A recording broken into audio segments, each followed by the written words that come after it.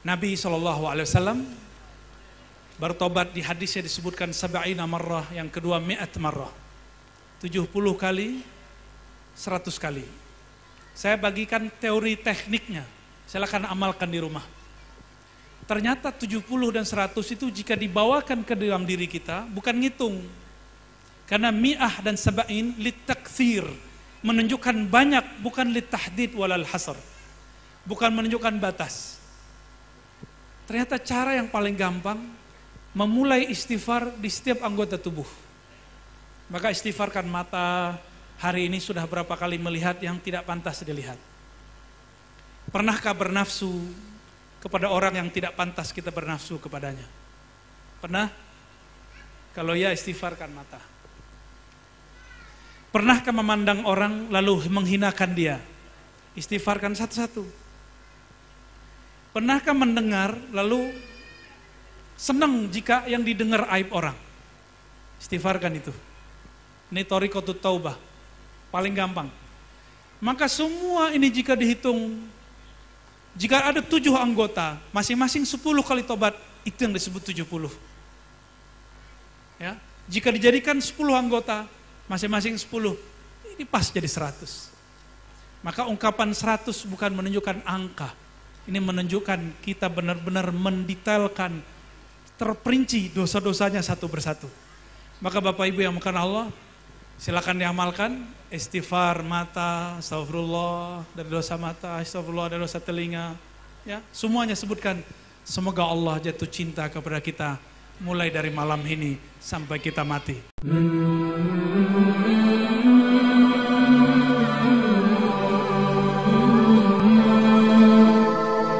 Alhamdulillah. Qabla an naqra hadzal kitab نهدي مثل سماق سنقرأ من الفاتحة إلى روح النبي صلى الله عليه وسلم وإلى الإمام مصنف هذا الكتاب أبي حامد الغزالي قدس الله سره. الفاتحة. أعوذ بالله من الشيطان الرجيم. بسم الله الحمد لله رب العالمين إياك نعبد وإياك نستعين صراط الذين أنعمت عليهم غير المغضوب عليهم ولا الضالين. Karena ini bukan majelis di kelas, maka saya tidak akan baca kata per kata. Nanti kita akan ambil jumlah-jumlah mufidah yang sangat relevan untuk malam ini. Ya, ambil beberapa kalam-kalam yang nyambung, insya Allah. Bismillahirrahmanirrahim.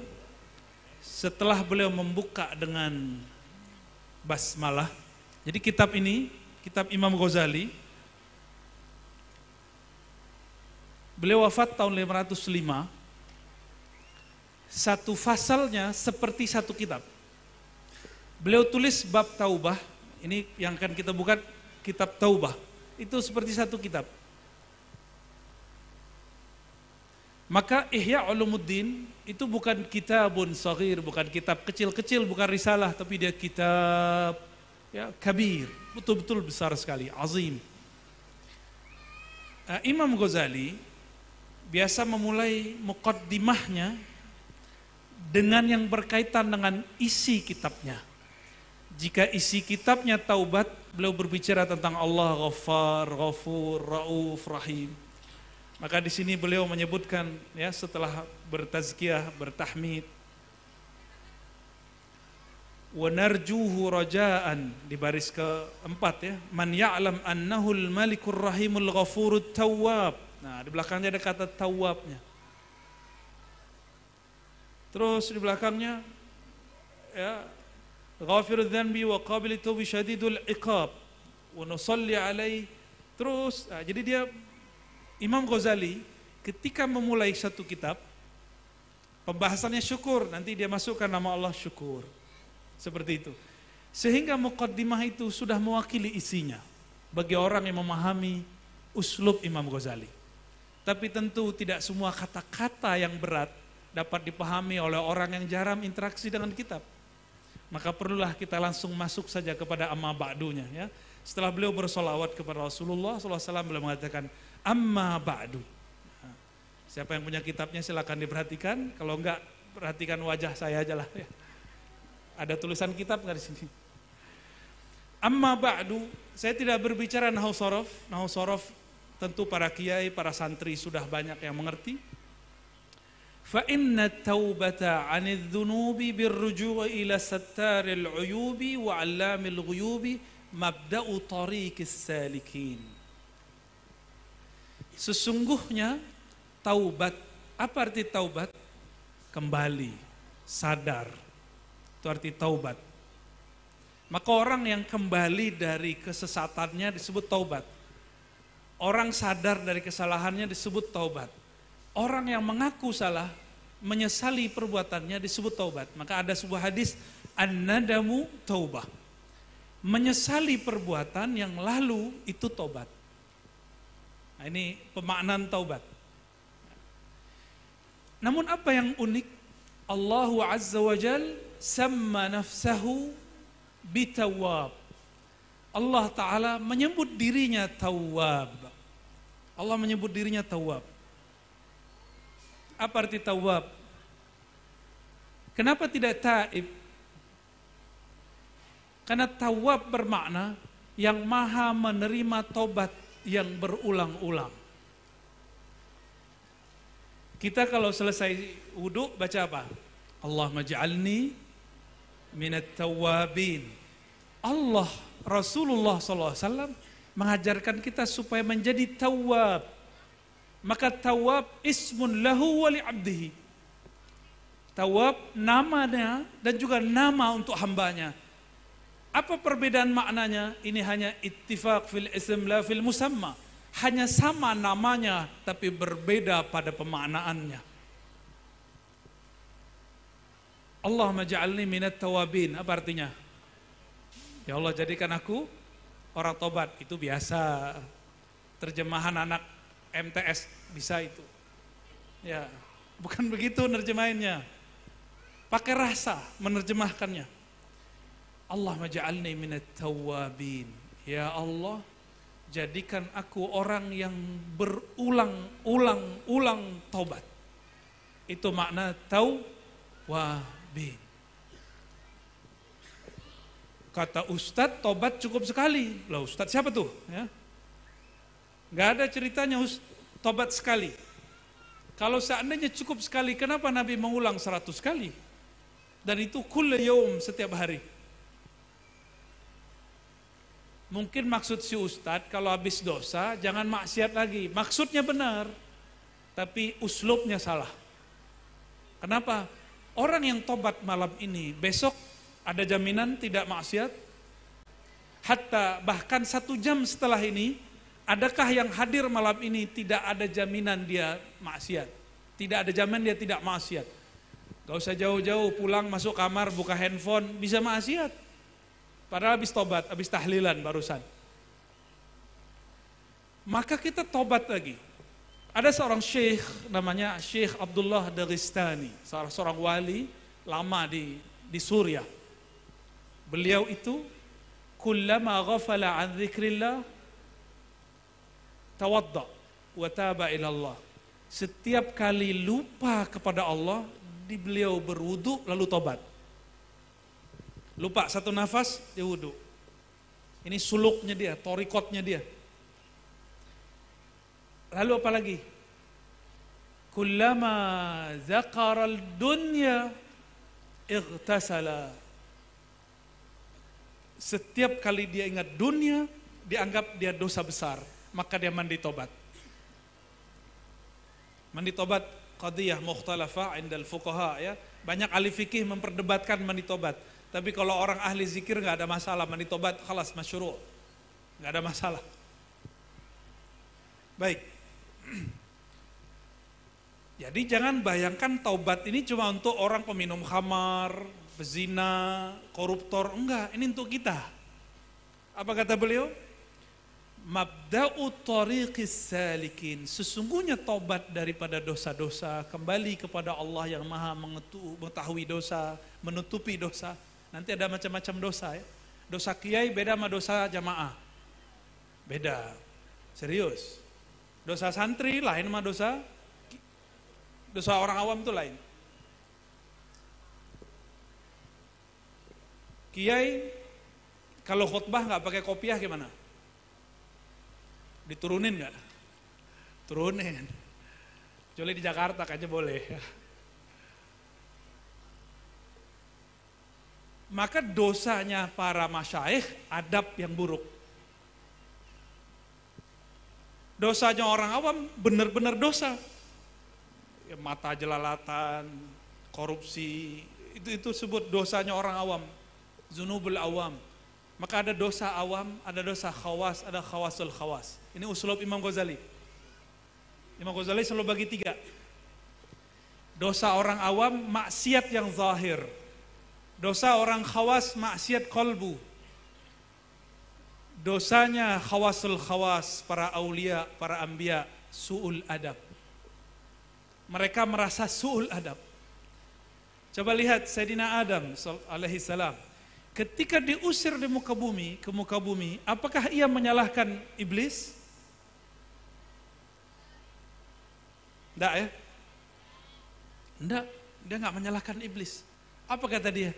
Kata Sayyidina Adam, Rabbana zalamna. Ya Rabb, kami salah. Ya Rabb, kami zalim. Ini baru Bani Adam. Yang menyalahkan orang lain, Bani Iblis. Yang di depan saya Bani Adam apa Bani Iblis?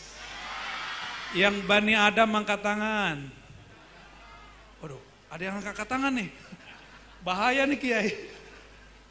Tugas Kiai nih ya.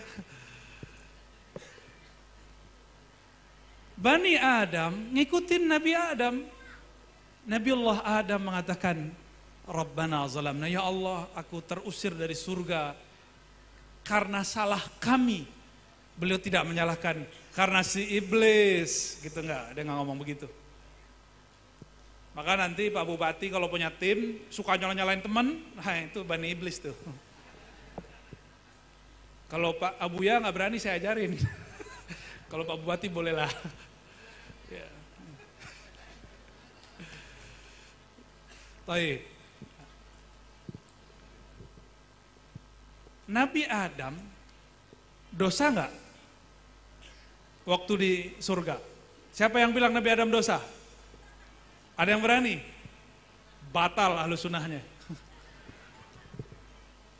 Oh di Quran ada.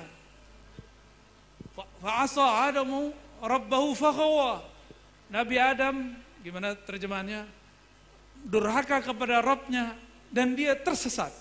Nah, kan kita sudah sebutkan tadi, dosanya para anbiya itu su'ul adabnya. Su'ul adab itu dia yang merasa su'ul adab, bukan kita. Kita nggak boleh bilang Nabi Adam su'ul adab. Tapi mereka merasa itu su'ul adab. Su'ul adab itu kesadaran diri sendiri. Ini bukan kalam kita. Kita nggak berani bilang Nabi Adam su'ul adab, nggak berani. Tapi mereka merasa su'ul adab. Makanya mereka menyalahkan diri sendiri. Ulang lagi nih, Nabi Adam dosa nggak? Yang benar dong akidah halus sunnahnya. Nabi Adam dosa nggak? Para nabi berdosa nggak? Kalau ada yang mengatakan para nabi berdosa, akidah halus sunnahnya miring. Yang mengatakan para nabi berdosa, dosa kecil, itu cuma Ibnu Taimiyah dan orang-orang yang serupa dengannya. Ibnu Taimiyah, Imam Salafi, yang kemudian dirujuk oleh Syekh Muhammad bin Abdul Wahab, yang sekarang kita kenal dengan Wahabi. Ya kita nggak benci mereka sih, cuma ngeritik boleh nggak? Ya boleh lah ya. Orang sesama aswaja aja kritik mengkritik. Ini sesama kiai belakang-belakang kritik mengkritik nih. Musim pilkada. Baik. Nabi Adam nggak pernah tergoda sama iblis. Walaupun lafaznya. Gimana lafaznya? Fa'azallahumas syaitan. Itu azalla pada hakikatnya Nabi Adam tidak terpedaya oleh si iblis. Tapi iblis bawa nama Allah. Iblis bersumpah demi Rob, demi Tuhan. Seandainya iblis tidak bersumpah dengan nama Allah, Nabi Adam tidak akan makan itu buah syajarah. Ini dijelaskan oleh banyak ulama ahli tafsir. Ya. Jadi Nabi Adam bukan menghargai iblis, tapi menghargai nama Allah.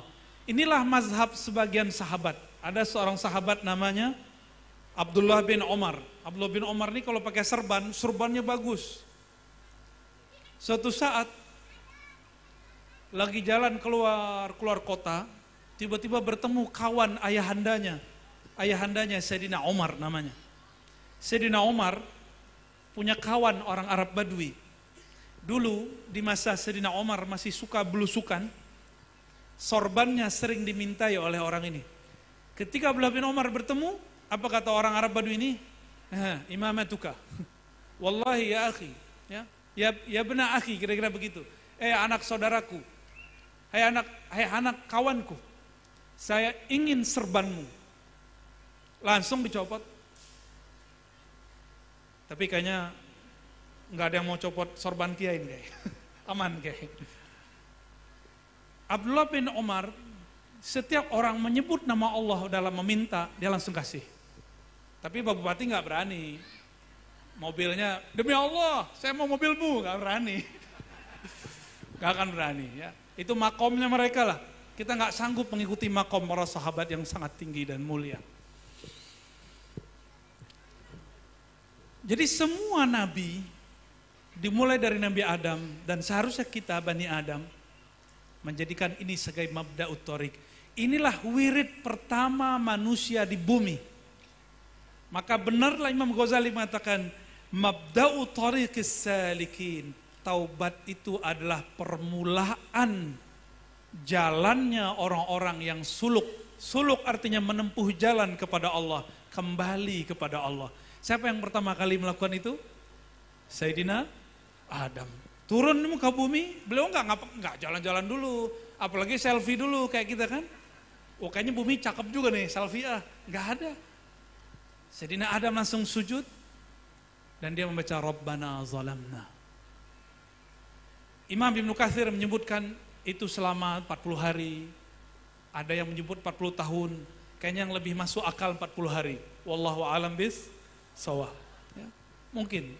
Itu syariat Nabi Adam. Kalau tobat 40 hari sujud, ada yang berani? Tobat 40 hari sujud. Sayyidina Umar tobat 40 hari tidak tidur malam dan tidak makan siang hari. Cuma karena pernah gertak Nabi.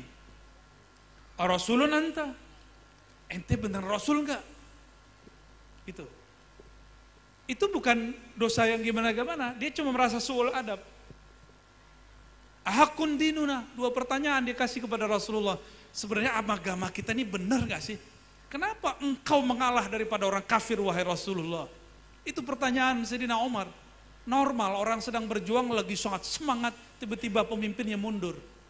Sayyidina Umar bertanya, tapi pertanyaannya terasa kemudian kayaknya ini menyinggung Rasulullah SAW. Maka beliau tobat 40 hari, tidak tidur malam hari, tidak makan siang hari. Zikir istighfar, begitulah terus sholat. Beliau nggak berani menatap wajah Rasulullah SAW. Hadis itu sahih. Nah, berat jadi sahabat Nabi ya. Berat jadi sahabat Rasulullah SAW. Sayyidina Umar, orang paling adil di zamannya. Meninggalnya diapain? Di atas kasur atau ditusuk? Ditusuk. Maka kalau para pemimpin di negeri ini cuma dibully-bully doang mah biasa. Ya. Bukan untuk Pak Bupati, untuk menghibur pendahulunya juga ya. Adakah orang yang lebih adil dari Sayyidina Umar sekarang? Ada nggak? Saya rasa nggak ada. Ya, nggak ada. Sayyidina Umar masih ada yang nggak puas dengan beliau. Masih ditusuk mati. Ya. Bukan tusuk coblos. Maka siapapun yang memimpin jamaah, memimpin komunitas, memimpin organisasi, partai, negeri, daerah, siap-siap dibenci. Ya. Ini sudah tanda, sudah sunatullah, sudah kutukannya dari sono. Maka nikmati aja ya. Jangan dikira cuma pemimpin doang yang dikritisi, yang dibenci. Guru ngaji juga ada yang benci. Yang benci guru ngaji juga.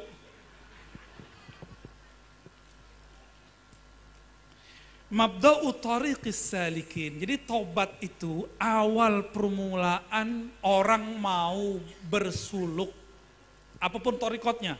Mau torikotnya Tijani, mau torikotnya Syazili, mau Naqsyabandi. Torikot apa lagi? Qadiriyah, Naqsyabandiyah.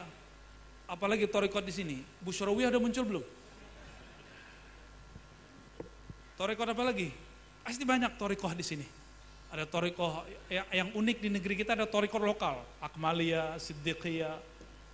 Kita nunggu tarikat lokal Al-Busyrawiyah.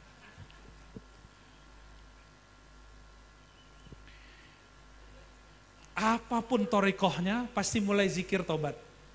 Maka kalau kita mimpin zikir, biasanya kami memulai dengan istighfar. Astaghfirullah, astaghfirullah. Ya. Baik. Wa ra'su malil faizin wa awwalu ikdamil muridin. Sama pemahamannya ya. Wa miftahi istiqamatil ma'ilin wa matla'il istifa wal ijtiba' lil muqarribin lil muqarrabin. Wali abina Adam alaihi salam wa ala sairil anbiya ajma'in. Ini yang kita sampaikan barusan. Sayyidina Adam pun memulai wiridnya, suluknya adalah taubat. Tapi lafaz taubatnya bukan astaghfirullah. Lafaz taubatnya Rabbana zalamna. Maka lafaz taubat sigat disebut bahasa Arab, ada astaghfirullah, ada atubu ilaih, ada Allahumma anta rabbi la ilaha illa anta khalaqtani wa ana abuduka wa ana ala hadika wa adika, sampai akhir disebut sayyidul istighfar. Ada kalimat seperti ini, Rabbana zalamna. Masih ingat Nabi yang dilempar masuk ke dalam perut ikan? Apa sigat istighfarnya? La ilaha illa anta subhanaka inni kuntu minaz zalim. Jika Nabi Adam memulai dari zalamna, mengaku salah, Sayyidina siapa tadi namanya? Yunus memulai dengan kebesaran Allah, la ilaha illa anta. Itu sama-sama mirip itu. Bedanya ini orang datang dengan kehinaan, yang ini berlindung dalam kebesaran. Itu hebat-hebatnya para nabi. Ini disebut uslub anbiya. Ya. Wa ma ajdara bil aulad al-iqtida' bil abwa'i wal ajdad. Maka sepantasnya bagi keturunan Bani Adam mengikuti ayahandanya Rasulullah Sayyidina Adam alaihis salam. Ya. Nah, ini yang penting di situ.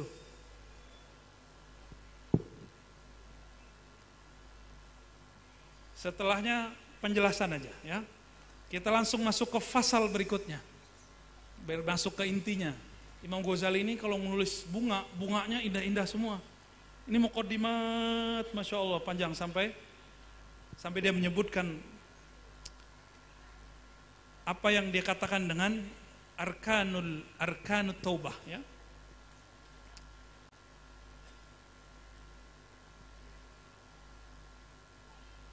Nah, di baris ketiga di halaman ketiga, ini baris ke 1 2 3 4 5 6. Beliau menyebutkan rukun taubah sebelum masuk ke fasal berikut. Apa rukun taubat? Jadi tidak hanya sholat yang ada rukunnya, taubat pun ada rukunnya. Kalau rukun sholat, siapa yang menyusunnya? Fuqaha. Rukun taubat, siapa yang menyusunnya? Sufi. Ulama sufi. Jadi ulama sufi itu bukan hanya ada di gunung-gunung. Mereka nulis kitab, ini hasilnya 4 jilid besar. Mereka orang-orang cerdas. Imam Ghazali juga ahli fiqih. Dia juga ahli aqidah, dia juga ahli falsafah. Ya. Ada yang ngeritik. Nah, ini keluar dikit sebentar. Biar kayaknya tadi ada yang kepikiran. Kata orang, kitab Ghazali ini banyak hadis palsunya. Benarkah begitu?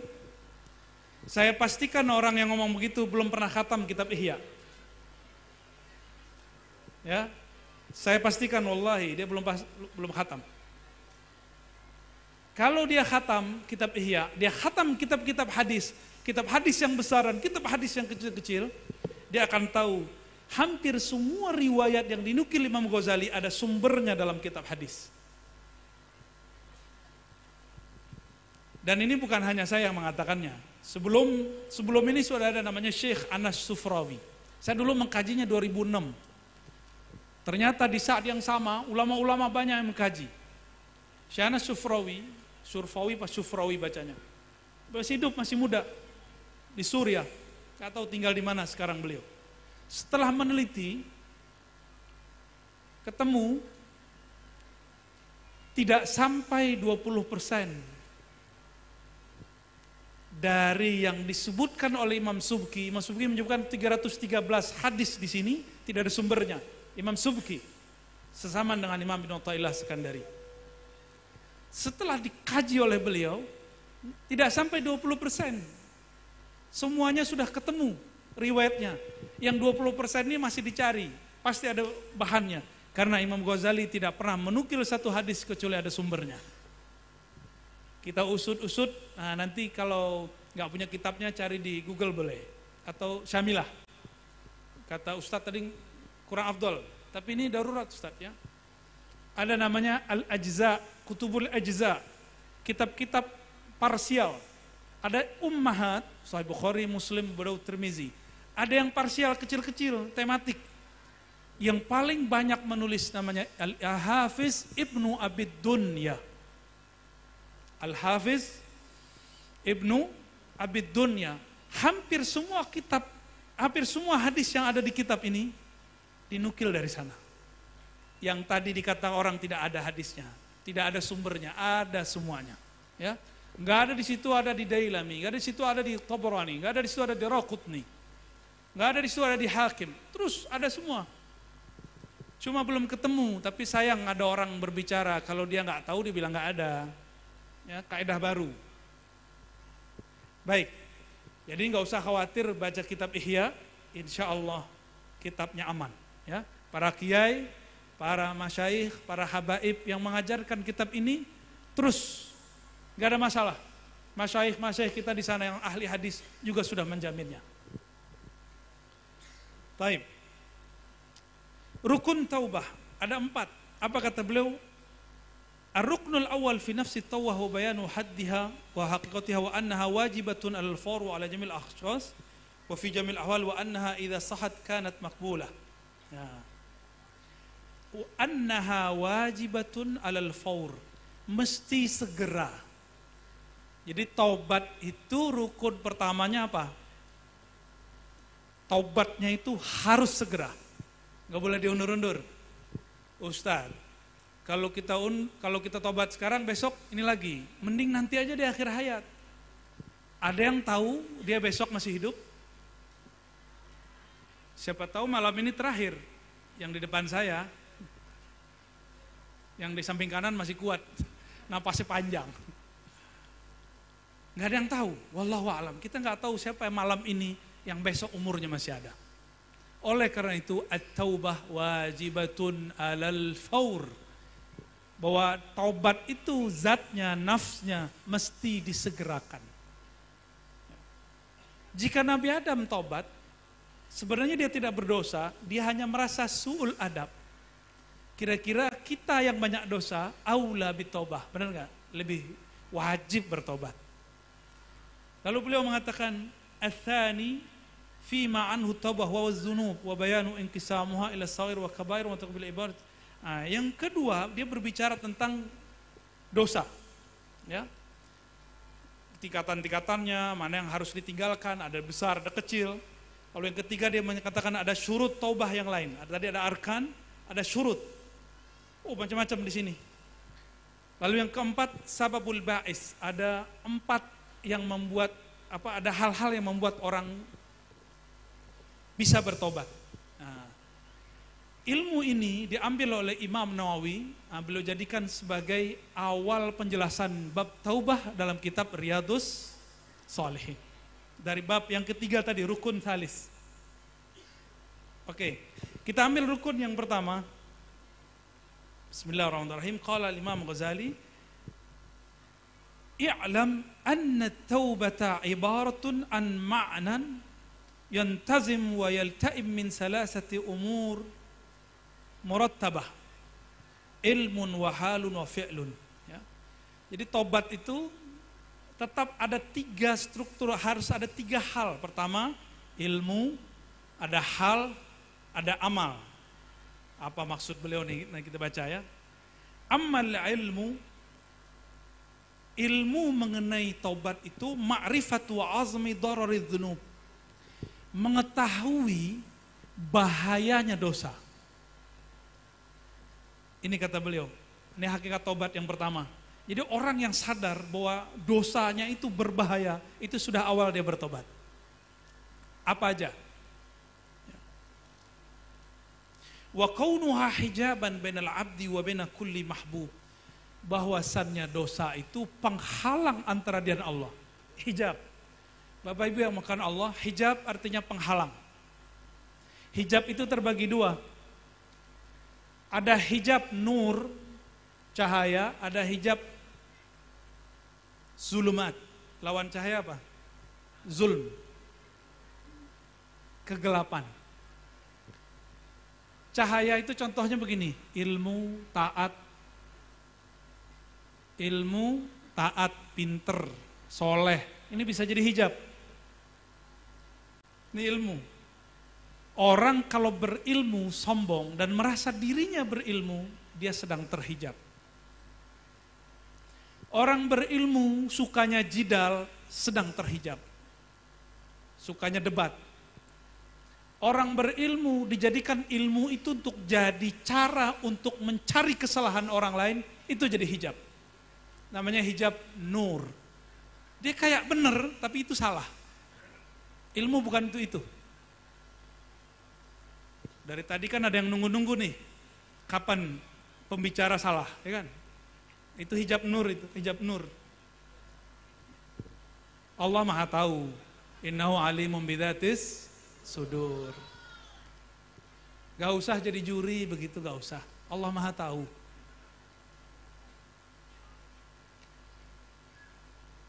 Apalagi sholat.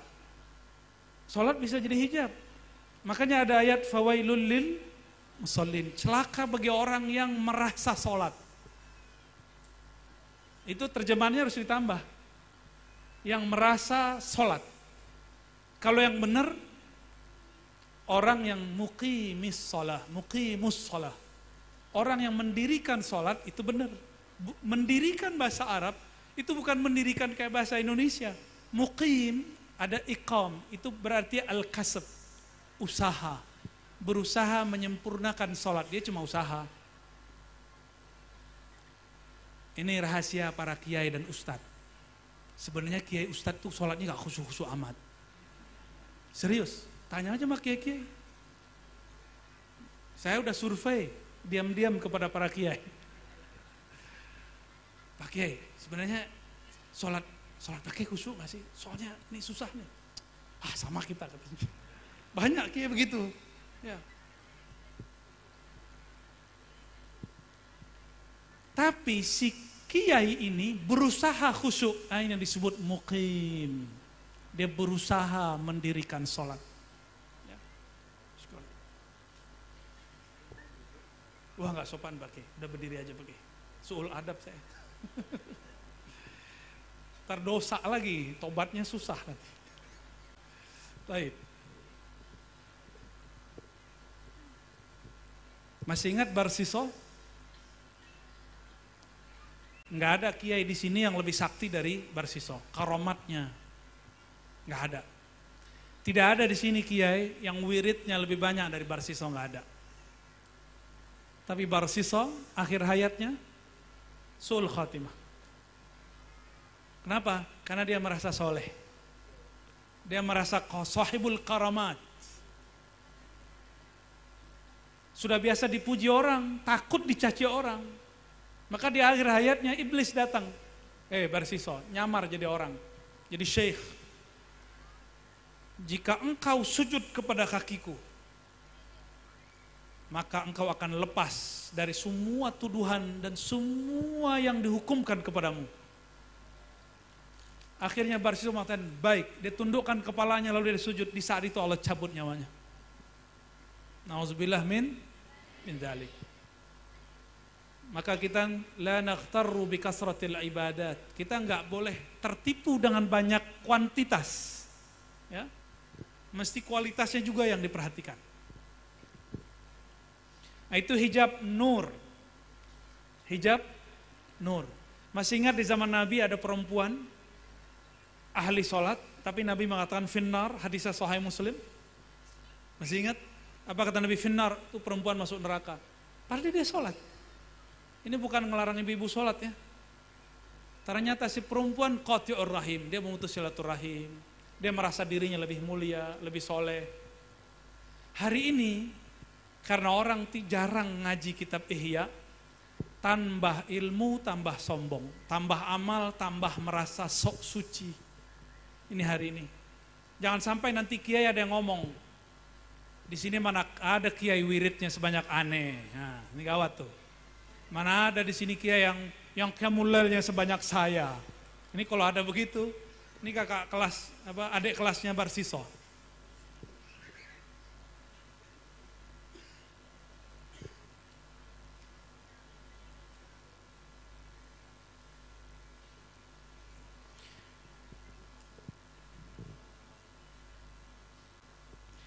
Orang kalau ngerti bahaya dosa, tadi dosa nuriyah, ada hijab zulmat, kita sudah tahu semua. Semua maksiat yang semua orang sudah sepakat, minum khamar, semua, ya, korupsi itu zulmat, zalim zulmat, tidak amanah zulmat, itu zulmat semua, orang semua tahu. Apabila seorang hamba tahu bagaimana bahayanya baik dosa karena hijab nur ataupun hijab nar, maka kolbunya akan merasa miris. Ta'allamal qalb, begitu dalam kitabnya. Kolbu akan merasa tidak nyaman dengan hal itu. Fa innal qalba mahma sya'ara bi fawati mahbubihi ta'allama. فإن كان فواته بفعله تأسف على الفعل المفوت فيسمى تعلم بفعل المفوت لمحبوبه ندما. Nah, jadi beliau ketika menjelaskan apa itu nadam, menyesal. Kalau kita nyesel kenapa Pak?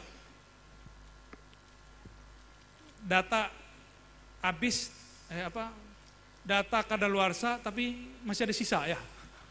Nyesel. Jadi nyesalnya bukan nadem yang dimaksud Imam Ghazali. Menyesal itu bukan hanya karena si maksiatnya, si dosanya, tapi karena sebab dosanya rahmat Allah tidak turun. Di situ kita kemudian nadem, ada di situ rasa tidak nyaman. Ini masih banyak di sini.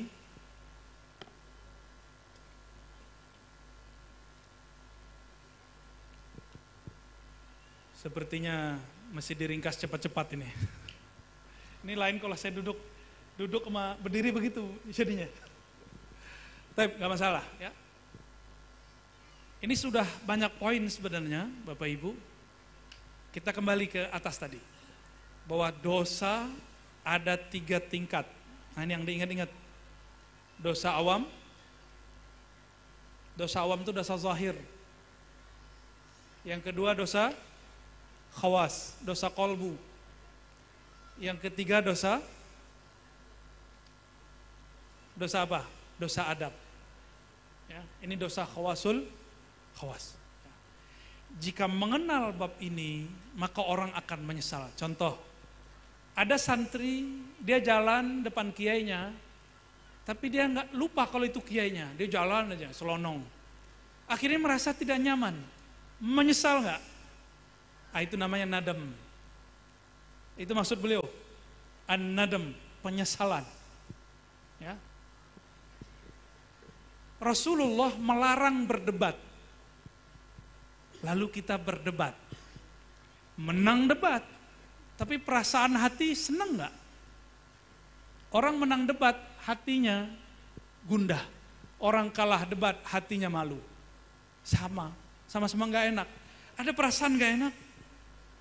Lalu dia sesali, disebut an-nadam.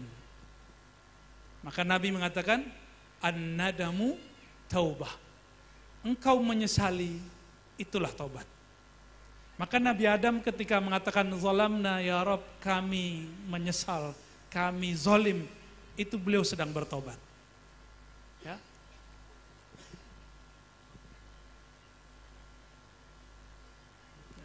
Kalau sudah faham bab ini, lalu kita menyesal, orang yang menyesal nangis, benar gak? Maka kebanyakan orang yang nangis itu karena dosa. Kecuali ibu-ibu lagi kawin, menikah. Kalau yang menikah, qabil tu nikah, dijawab sama pasangannya. Qabil tu udah jawaban ya. Zawwajtuka bibinti bimahri kaza wa kaza, dijawab qabil tu nikah. Ibu-ibu nangis, yang lagi menikah si perempuan nangis, itu nangis apa? Nangis nyesel apa nangis mau? Nangis seneng, itu beda.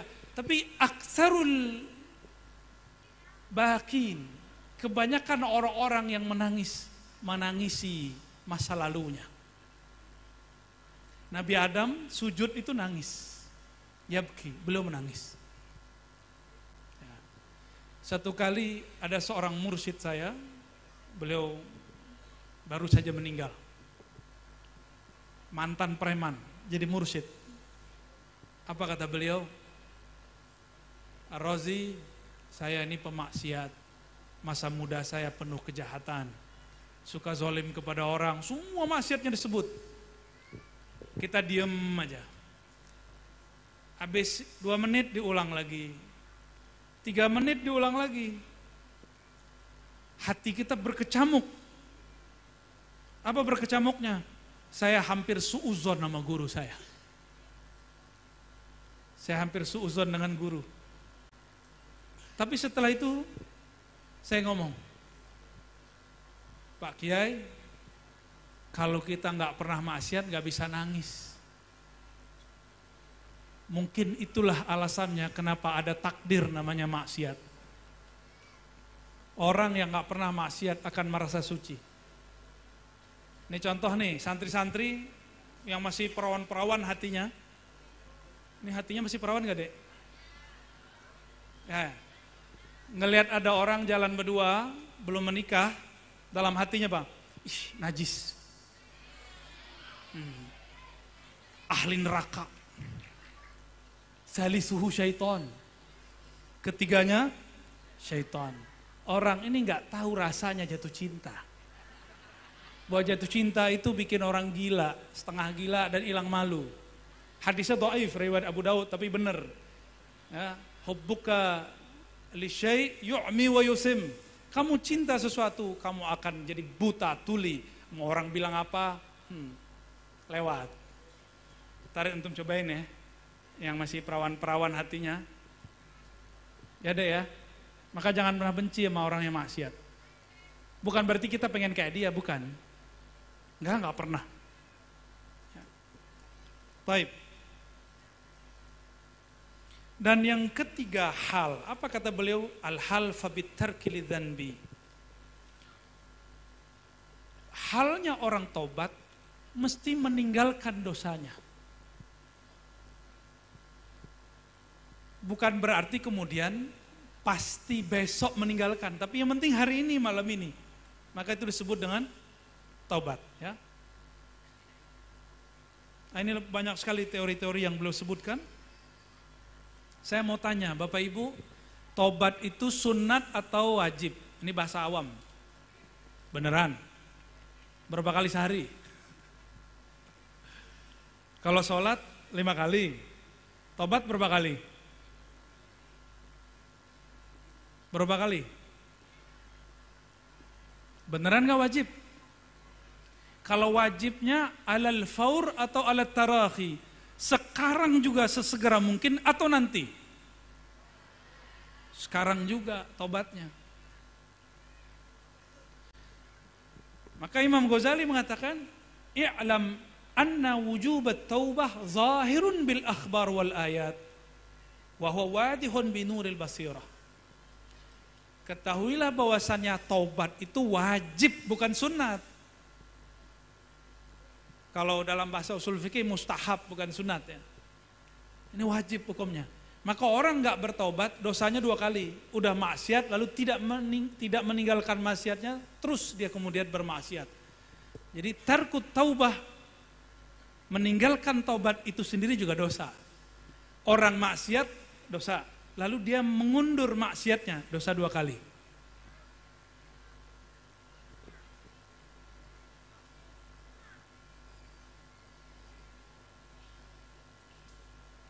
Nah, taubat ini ada yang bisa sendiri, ada yang dibimbing. Apa kata beliau? Fasalik imma a'ma la yastaghni 'anil qa'id fi khutwihi wa imma basir yahdi ila awwalit tariq thumma yahtadi bi nafsihi. Jadi orang yang tobat ini ada 2 karakter. Ada yang buta, dia nggak tahu kemana harus tobat. Makanya banyaklah cerita orang-orang hijrah lalu salah guru. Tahu-tahu dapat guru yang ekstrim. Atau dapat guru yang aneh-aneh. Atau dapat guru yang nyeleneh. Itu biasa.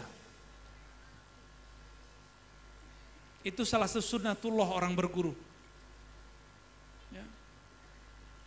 Yang paling banyak ekstrim santri atau orang-orang umum? Yang banyak ekstrim. Coba cek teroris-teroris yang ada di Indonesia, kebanyakan lulusan umum atau pesantren? Umum. Benar ya? Ya. Hakul yakin. Itu dia pengen bener, pengen tobat. Ketemunya ustadz-ustadz yang mengajarkan jihad tidak pada tempatnya. Ini cara tobat. Ya akhi, hadhihi hiya taubah. Innamal jihad huwal qital. Orang bertobat langsung diajarin qital. Ya. Ada lagi yang lucu, kiai. Kalau para kiai sudah makomnya. Ya. Baru hijrah sudah bahas bab ta'adduduz zawaj. Tahu? Baru hijrah nih. Kiai aja udah lama-lama ngaji, belum berani sebagian besar ya. Min babil khauf minal khaifin. Tapi mereka sudah berani bab itu. Tapi itu masih mending, masih oke. Paling-paling dia berkorban dia sama dia aja. Tapi kalau masuk ke bab jihad, kita sudah lihat banyak sekali orang-orang yang salah berguru, salah majelis. Nah, kita punya harapan besar kepada para santri, terutama mahasantri. Jangan nanti ilmu itu dikitman, disembunyiin ya. Harus disebar. Sekarang sudah banyak cara menyebarnya. Taib. Maka orang-orang yang salik al-a'ma, yang dia tidak tahu jalan, carilah orang yang mengetahui jalan. Ini yang disebut dengan ittikhadus syekh wajib. Wajib berguru, bermursyid. Jadi cara tobat pun, kalau yang nggak tahu caranya, cari mursyid. Cari kiai yang mengajarkan. Mursyid itu kan bahasa Arab. Bahasa kitanya bisa kiai, bisa syekh. Apalagi di Madura ada istilah lain Pak Kiai. Kiai, abuya gitu ya. Bukan abuya Rosi. Kiai lah ya. Syekh. Mereka nanti akan menuntun insya Allah. Wa amma basirun. Adapun orang yang alim, yang mengerti jalan, dia tahu jalan. Cukuplah dia tobat dengan dirinya sendiri. Nah, inilah uniknya umat Islam. Kita kalau tobat gak perlu ada pengakuan kepada imam, kepada ustadz. Tapi kalau di agama lain mungkin ada pengakuan dosa, benar gak? Ya kita gak perlu mengkritisi agama mereka, tapi ini syukurnya kita. Maka dosa kita cukup kita adukan kepada Allah, gak usah dikadukan kepada ustadz. Ya.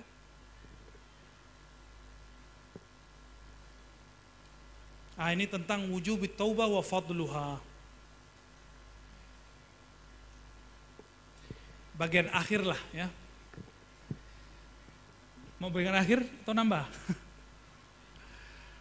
Mau memunculkan keridhaan Allah dengan cara cepat? Kita ini gak banyak amal, tapi ada cara untuk menggapai ridha Allah, cara cepat, jalan tol. Babnya bab ini, ya.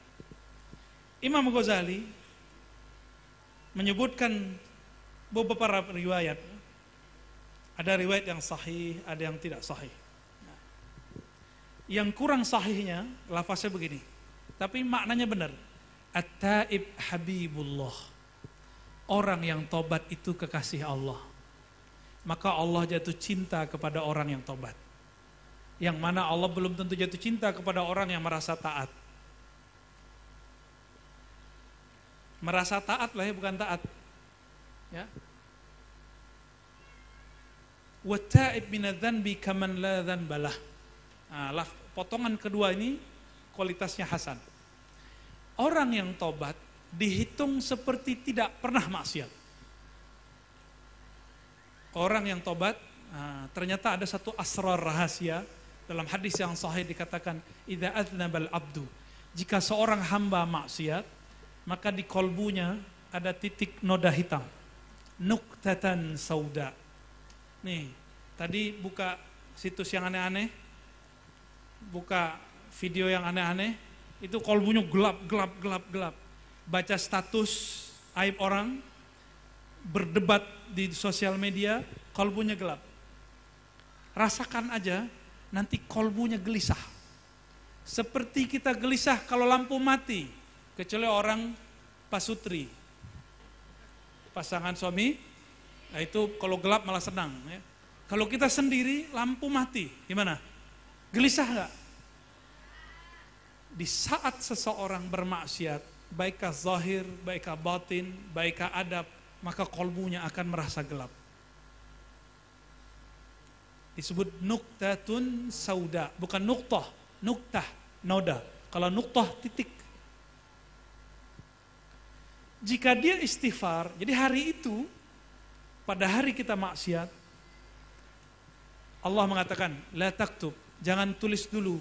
Siapa tahu dia setelah ini bertaubat. Siapa tahu dia setelah ini istighfar.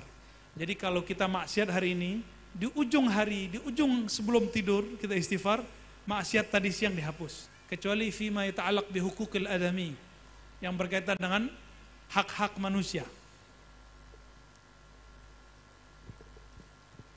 Lalu kalau kita bertobat dihapus nih.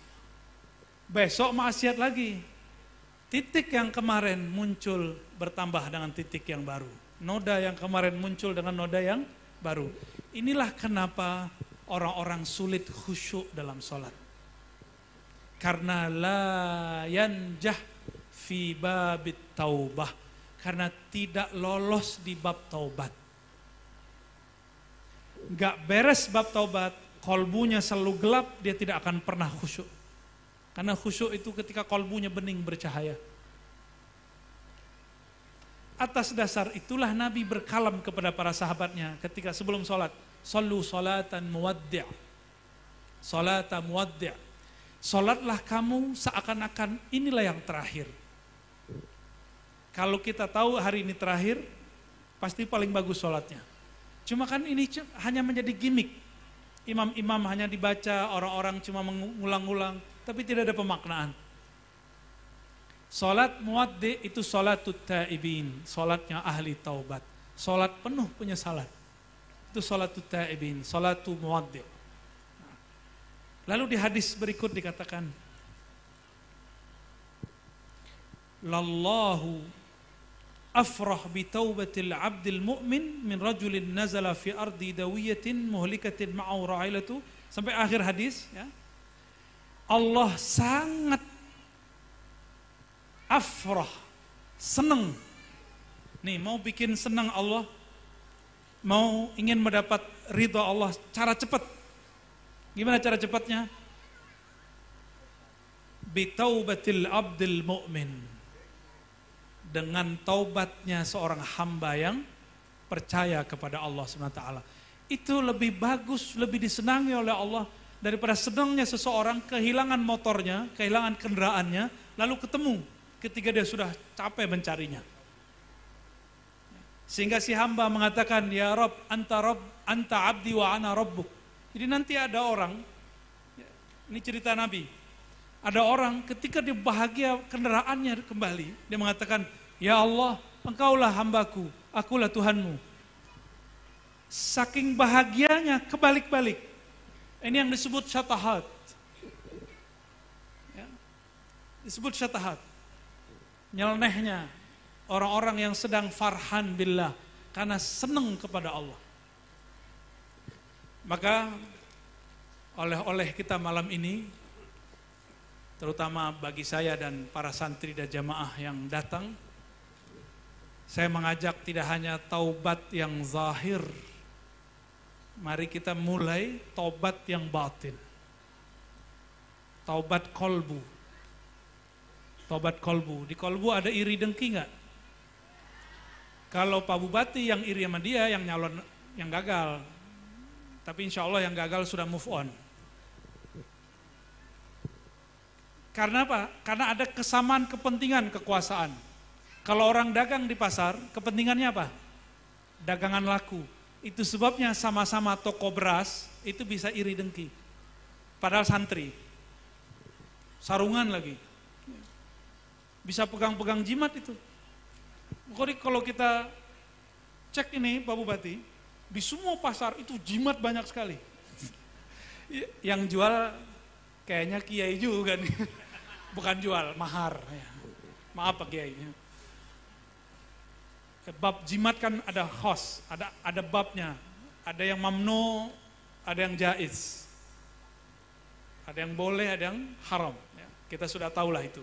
Orang Madura paling paham lah itu ya. Kedai makan, sama-sama kedai makan. Saya suka, mata itu suka nggak nyaman kalau masuk kedai makan. Mata itu kemana? Ntar kelihatan ada jimat bagian mana. Nggak kelihatan sama orang, tapi kelihatan sama kita. Sama-sama kepentingan diambil sama orang, perasaan kita iri muncul.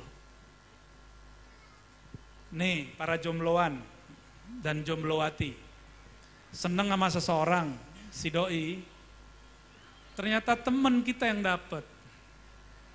Marah gak? Pasti marah. Ya. Pasti nyari-nyari kesalahan orang yang dapetin itu. Kenapa? Sama-sama menyukai objek yang sama. Tapi yang paling bahaya kata Imam Ghazali bukan masalah orang dagang, orang berpolitik, bukan masalah orang jatuh cinta. Yang paling bahaya hasadul ulama, hasadnya ulama. Ini yang paling bahaya. Ulama itu apa? Aslinya ulama itu yang takut kepada Allah, yang berilmu. Harusnya dia iri karena ilmu. Kalau itu positif. Karena la hasada illa fisnatain, tidak ada hasad kecuali dua. Karena ilmu dan kitab dan suka berbagi ya. Tapi hasadnya ulama apa? Orang kalau sudah alim, penjelasannya enak, jelas, jamaahnya banyak gak? Di situ mulai musibah kepada para alim ulama. Ya, disebut kasratul atba. Maka taubatnya ulama yang kita sebut di depan tadi lain dengan taubatnya jamaah. Diujinya bukan begitu. Ada jamaah nanya, dia telat minta izin, afwan Pak Kiai, maaf, afu, telat, tadi dari habis Kiai Fulan, penjelasannya bagus. Kiai kesel, kayaknya perasaan lebih alim gua daripada dia. Akhirnya keceplos, dia itu dulu waktu nyantri tidur. Dulu ada kelas saya itu gak beres itu.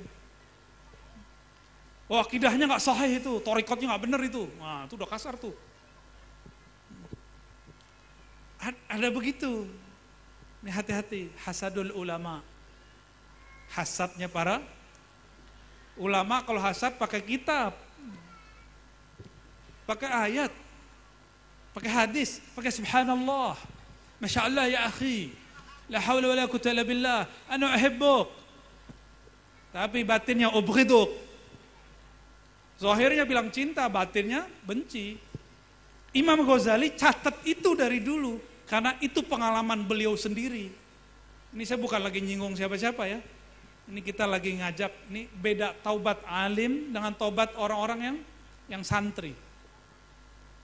Kita nggak seneng ada orang ngaji, teman kita, murid kita ngaji ke guru yang lain, itu dosa loh. Itu harus ditobatkan itu. Itu kiai kalau ngajar, hasadnya akan nyebar-nyebar. Kalau guru hasid, muridnya hasid. Gurunya alim, muridnya alim. Gurunya beradab, muridnya beradab. Gurunya ngajarin hasad, muridnya hasad semua. Ini yang dikatakan Imam Sya'rani, Al-Wali, Ibnul Wali.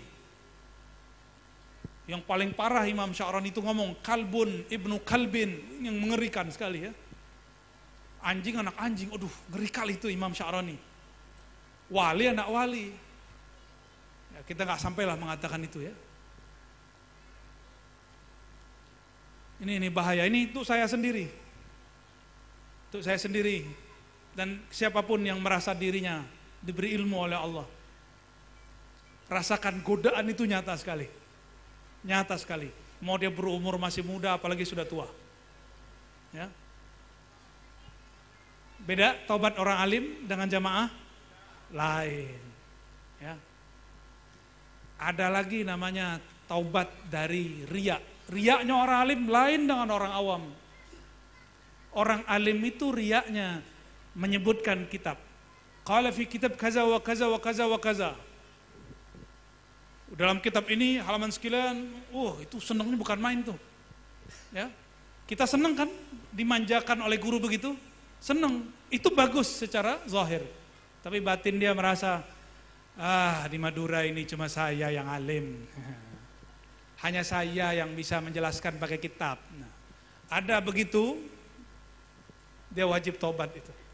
Allah nggak pandang kolbunya. Allah nggak suka sama orang-orang begitu.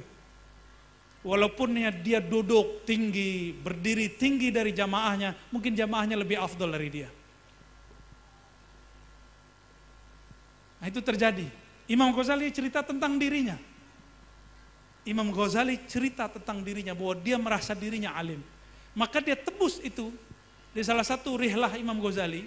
Beliau khalwat di salah satu menara di Syam. Turun dari menara sampai di masjid. Ternyata di masjid orang lagi buka kitabnya. Imam Ghazali nyamar jadi murid. Yang dibaca kitab Imam Ghazali. Nah, itu cara beliau. Gak ngomong, itu kitab gua tuh, itu kitab aneh tuh. Gak ngomong dia. Apa riaknya? Ingin disebut alim, takut disebut jahil. Sehingga ketika ada orang bertanya satu bab, dia tidak tahu kitabnya. Pura-pura menyebutkan satu kitab dan dia menipu dirinya dan jamaah. Itu terjadi juga. Kita cukup mengatakan ana la adri. Kata Imam Malik, qauluka la adri nisful ilm. Engkau mengaku tidak tahu, itu separuh tahu. Kalau tidak tahu, cari tahu. Tapi kalau sudah merasa tahu lalu membantah, akan sulit diberikan ilmu oleh Allah SWT. Maka taubatnya alim takhtalif an taubat al-muta'allim. Ya. Jadi saya mengajak diri saya sendiri dan kita semua, mari sesuaikan taubat kita sesuai dengan makomat yang tadi. Nah, sebagai penutup, Nabi SAW bertobat di hadisnya disebutkan 70 marrah, yang kedua 100 marrah. 70 kali, 100 kali. Saya bagikan teori tekniknya, silakan amalkan di rumah. Ternyata 70 dan 100 itu jika dibawakan ke dalam diri kita, bukan ngitung. Karena mi'ah dan sab'in litakthir, menunjukkan banyak, bukan litahdid walal hasr. Bukan menunjukkan batas. Ternyata cara yang paling gampang, memulai istighfar di setiap anggota tubuh. Maka istighfarkan mata, hari ini sudah berapa kali melihat yang tidak pantas dilihat. Pernahkah bernafsu kepada orang yang tidak pantas kita bernafsu kepadanya? Pernah? Kalau ya, istighfarkan mata. Pernahkah memandang orang lalu menghinakan dia? Istighfarkan satu-satu. Pernahkah mendengar lalu senang jika yang didengar aib orang. Istighfarkan itu. Ini thariqatut taubah. Paling gampang. Maka semua ini jika dihitung, jika ada 7 anggota, masing-masing 10 kali tobat, itu yang disebut 70. Ya, jika dijadikan 10 anggota, masing-masing 10, ini pas jadi 100. Maka ungkapan 100 bukan menunjukkan angka, ini menunjukkan kita benar-benar mendetailkan, terperinci dosa-dosanya satu persatu. Maka Bapak Ibu yang makan Allah, silakan diamalkan. Istighfar mata, astagfirullah dari dosa mata, astagfirullah dari dosa telinga. Ya, semuanya sebutkan. Semoga Allah jatuh cinta kepada kita mulai dari malam ini sampai kita mati. Amin ya rabbal alamin. Mohon maaf jika kalam saya ada yang tidak berkenan. Hanya Allah lah yang maha baik, yang maha lembut. Tidak ada maksud untuk menggurui, tapi memang lagi disuruh jadi guru. Semoga Allah meridhai kami yang membawakannya dan semua masyayikh yang hadir untuk merestuinya dan semua jamaah yang mendengarkannya. Wa sallallahu ala sayyidina Muhammad subhanakallahumma wa bihamdika asyhadu an la ilaha illa anta astaghfiruka wa atubu ilaih. Assalamualaikum warahmatullahi Fikih besar. Sedangkan fikih yang berkaitan dengan hukum ibadah, berkaitan dengan hukum muamalat, disebut dengan fikih asghar, fikih kecil, ya.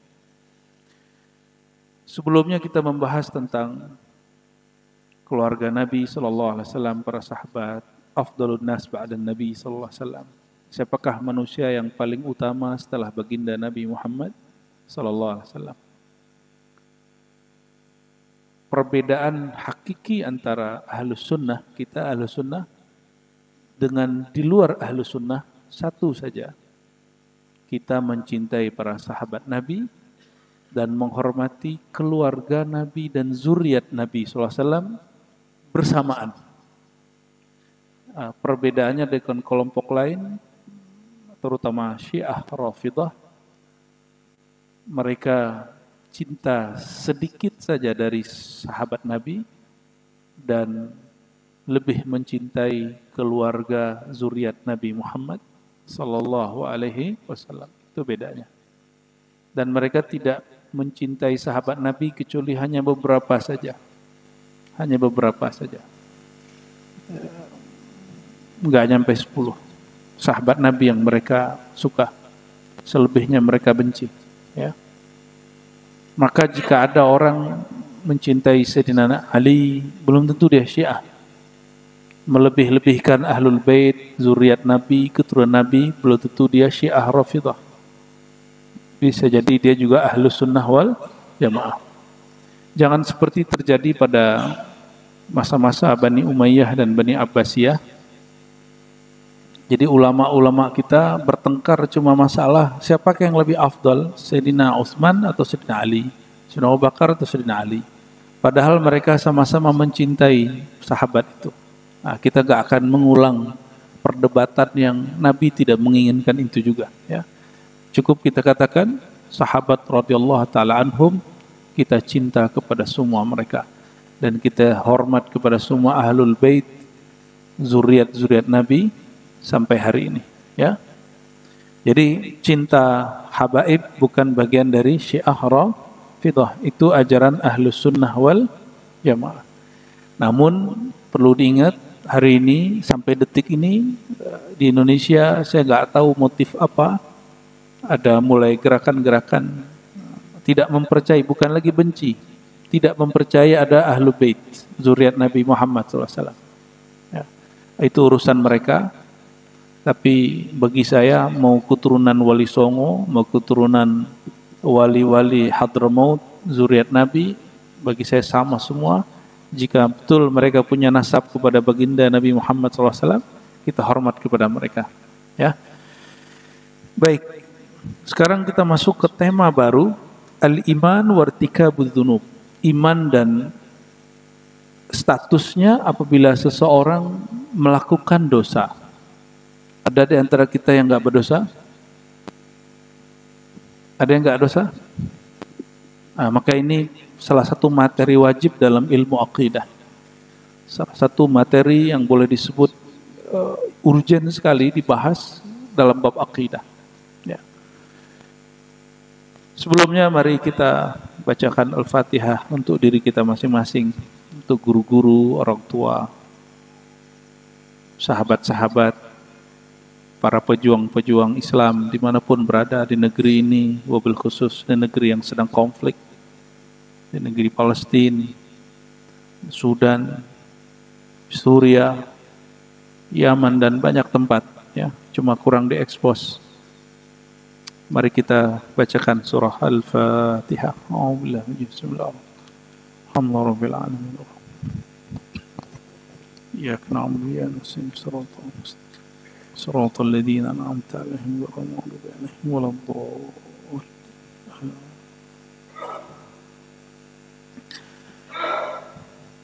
وبسندنا المتصل الإمام أبي حنيفة قال ولا نكفر مسلما بذنب من الذنوب. Ini kaidah mohon diingat-ingat ya.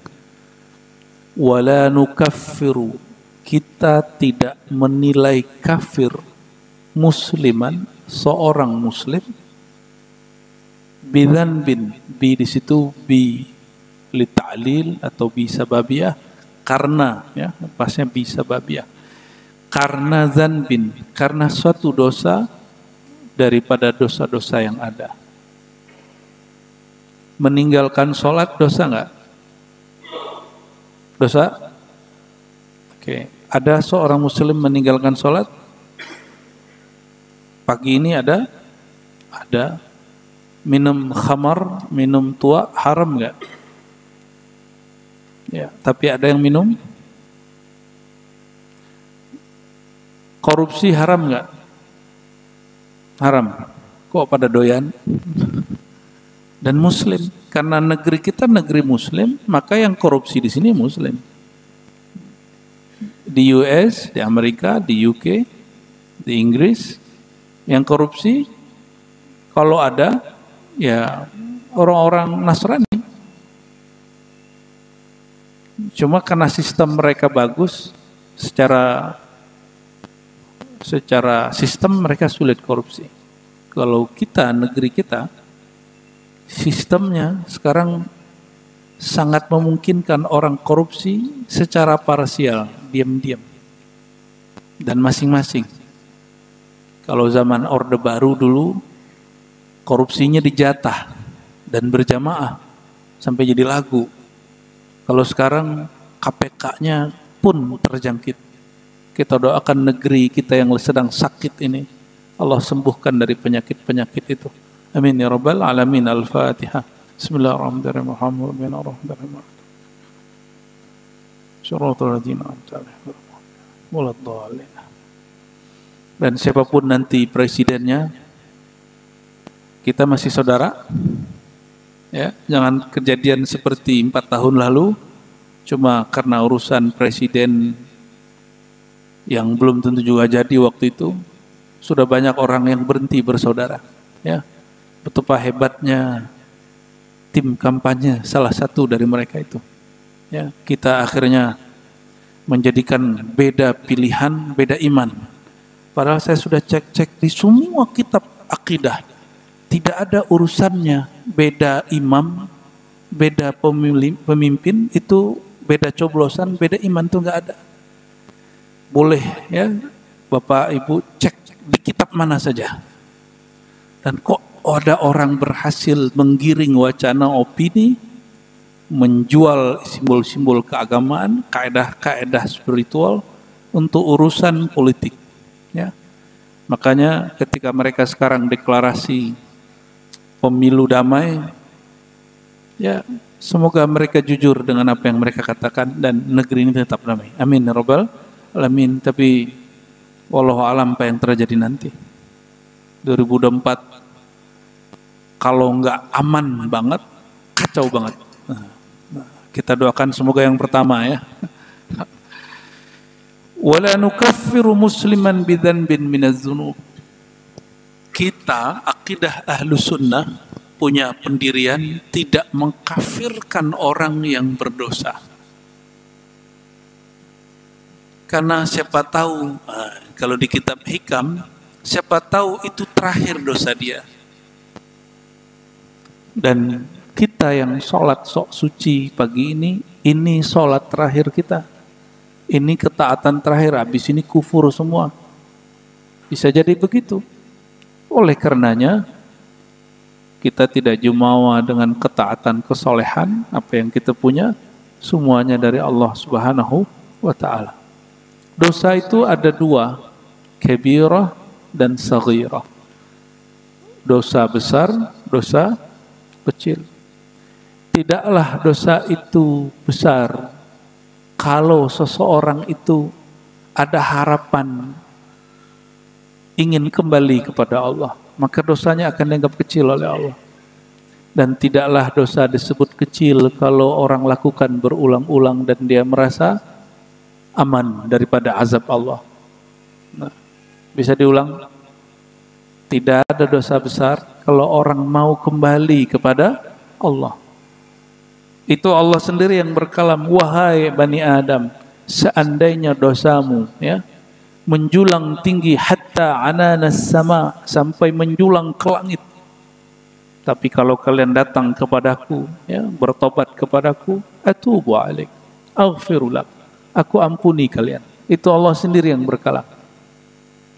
Dan tidak ada dosa kecil, tidak disebut dosa kecil jika dilakukan berulang-ulang dan merasa aman dari azab Allah Subhanahu wa ta'ala. Kadang Allah itu menguji seseorang dengan taat, apakah dia sok suci. Kadang Allah menguji seseorang itu dengan maksiat, dosa, apakah dia putus asa. Yang sudah subuh pagi ini, itu sholatnya pasti diterima enggak?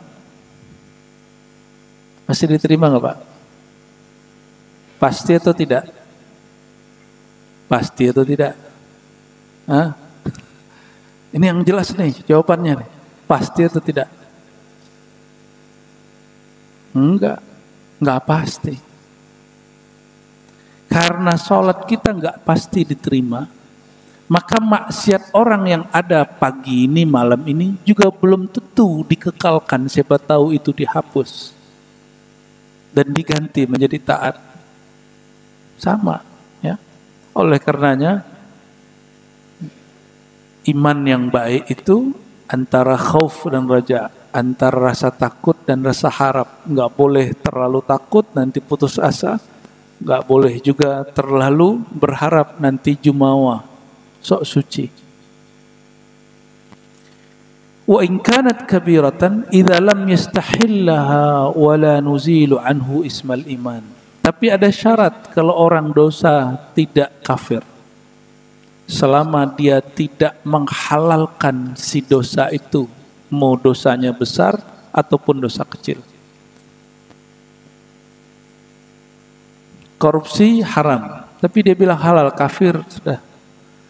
Melalaikan sholat itu haram, dosa, terus dia bilang gak apa-apa, maka dia kafir.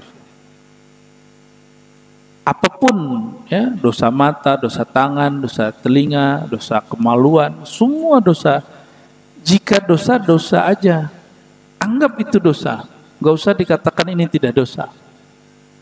Nah, akui sebagai dosa, maka orang itu tidak kafir. Ini ahlus sunnah wal jamaah. Bagaimana di luar ahlus sunnah? Di luar ahlus sunnah ada kelompok namanya Khawarij, Mu'tazilah, ini hampir sama dalam bab ini. Ada kelompok yang sebelah kiri Murji'ah, ya, terlalu menggampangkan. Jadi ada yang kenceng, dua aliran. Nih tolong diingat, Khawarij ini yang kemudian menjadi spiritnya kelompok teroris. Jadi kenapa kelompok teroris membom masjid, membom orang maulid di Pakistan, di Bangladesh, bahkan di Mesir, ya, sebelum pandemi di Mesir, bahkan Irak dan Suriah itu konflik sampai hari ini, tapi sudah jarang diekspos, masih ngebom, ya. Padahal yang dibunuh, yang dilawan, yang dibom sesama Muslim. Itu karena persoalan ini. Kelompok Khawarij, apapun namanya hari ini, namanya bisa berubah. Mereka mengkafirkan orang Islam yang berbeda faham dengan dia dan melakukan sesuatu yang dianggap tidak benar menurut aliran dia. Itu namanya Khawarij. Walaupun sekarang namanya udah berubah. Khawarij itu namanya dalam ilmu akidah. Kelompok yang keluar dari mayoritas Ahlus Sunnah wal Jamaah. Contoh. Di sini ada maulid, Pak. Ada maulid sini. Bener. Serius nih masjid ada maulid. Gak takut disesatkan orang? Wah, keren buat pengurusnya. Maulid Nabi SAW bagi mayoritas Ahlus Sunnah itu cinta Nabi SAW. Tapi bagi kelompok takfiri, pengkafir, maulid itu disebut sama dengan merayakan Natal. Maka dia dosa besar. Apa kelompoknya? Ya. Ternyata kelompoknya yang kita impor sering dari Saudi. Ternyata Saudi pun sudah membuang kelompok ini. Terakhir saya waktu haji, saya ketemu guru saya di sana yang orang Mekah, ya, ngajar di Mekah. Apa kata dia? Kelompok ini, kelompok takfiri ini, pengkafir ini sudah dibuang oleh Muhammad bin Salman, maka mereka benci dengan Muhammad bin Salman. Mereka buat pencitraan buruk terhadap MBS. Saya nggak paham maksud dia. Terus dia ngomong ujungnya apa? Sekarang kelompok takfiriyah pengkafir ini sudah pindah ke negeri kamu. Dia ngomong gitu. Itu yang saya khawatirkan, Pak. Itu yang saya khawatirkan. Kelompok takfiri ini sudah masuk ke negeri kita dan mereka menguasai sosial media. Cuma nanti karena beda faham dalam pergerakan, dalam bab syiar-syiar keagamaan, kita nanti dituduh kafir.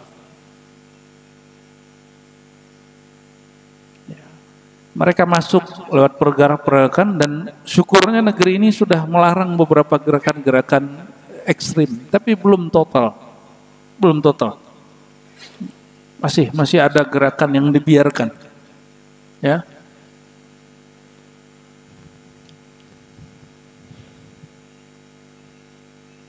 Kelompok apa sebutannya? Takfiri, pengkafir. Hati-hati. Apapun nama kelompok organisasinya nanti, jika dia mengkafirkan orang cuma karena maulid, apa kata mereka? Maulid sama dengan Natal. Tawassul sama dengan syirik akbar. Itu kelompok takfiri. Kelompok takfiri ini yang bikin semua yang ada di Arab yang disebut Arab Spring, ini mereka. Mereka yang bikin hancur. Dan mereka dipersenjatai oleh musuh-musuh Allah. Ya. Dan kita mesti waspada, jangan sampai masjid-masjid kita dikuasai pemikiran takfiri. Ya. Bapak kalau keluar dari masjid ini, lalu kemudian mikir, orang kafir, itu udah kena tuh. Ya. Syukurnya negeri kita, se-ekstrim-ekstrim orang di luar, nyampe di sini dijinakkan. Jadi penjinaan itu jangan hanya bom pikiran juga mesti dijinakkan. Apapun alirannya nanti Pak, mau sekolah di mana ustadznya yang ngisi di sini, tolong diseleksi. Ya, saya juga nggak tahu tahun depan masih bisa ngisi atau tidak. Tapi harapan saya itu, jangan sampai orang-orang takfiriyah, pengkafir umat Muhammad SAW itu diberikan panggung di majelis-majelis mulia. Ya. Kenapa? Karena dari mereka lah, corong-corong mereka itulah muncul nanti anak-anak muda, orang-orang yang soleh secara zahir, tapi batin mereka diisi dengan kebencian. Nauzubillah min dzalik. Ya. Nah, kabar buruk yang kemarin yang saya dengar ya waktu haji itu cuma terobati. Karena sang guru ngomong gini kepada saya, apakah beliau lagi ekstase atau sedang sadar? Apa kata dia? Al-wali al-kutub al-ghaus fi baladikum pemimpin para aulia sekarang berada di negeri kalian. Itu ngomongan beliau. Itu langsung yang tadinya kita gelisah, langsung kayak dapat air hujan dari langit, rasanya sejuk lagi. Oh, berarti Allah itu jika ingin kasih hadiah buat satu umat, satu negeri, diberi ujian juga besar di sana. Jadi tentara Dajjalnya juga kenceng Pak di sini, karena wali besarnya juga banyak muncul dari negeri ini ya. Semoga kabar itu bisa kita pahami dengan baik. Nah, saya tidak berani menyebutkan nama guru saya itu, karena juga mungkin tidak baik untuk beliau. Jadi kelompok takfiri dulu namanya Khawarij. Apa kata mereka? Orang yang beda faham sedikit saja atau melakukan perbuatan yang berbeda dalam furu' sedikit saja, maka mereka keluar dari manhaj kita. Dan Bapak tahu atau tidak? ISIS, masih ingat ISIS? ISIS yang sudah membunuh ya, puluhan ribu orang Islam, sesama Muslim. Itu yang mereka bunuh ulama, orang Islam, baik di Irak ataupun di Suriah. Urusannya apa? Mereka mengklaim orang-orang yang dibunuh itu semuanya terjebak kepada syirik. Cuma karena masalah tawasul dan maulid tadi. Dan tidak mau ikut khilafah boneka yang mereka buat. Dan orang Indonesia ada beberapa yang datang Pak ke sana, ingin ikut daulah Islamiyah versi ISIS. Nyampe di sana stres. Nyampe di sana malah beberapa perempuannya jadi budak seks. Nauzubillah min dzalik. Dijadiin budak. Nauzubillah min dzalik ya. Dikira gampang bikin daulah Islamiyah.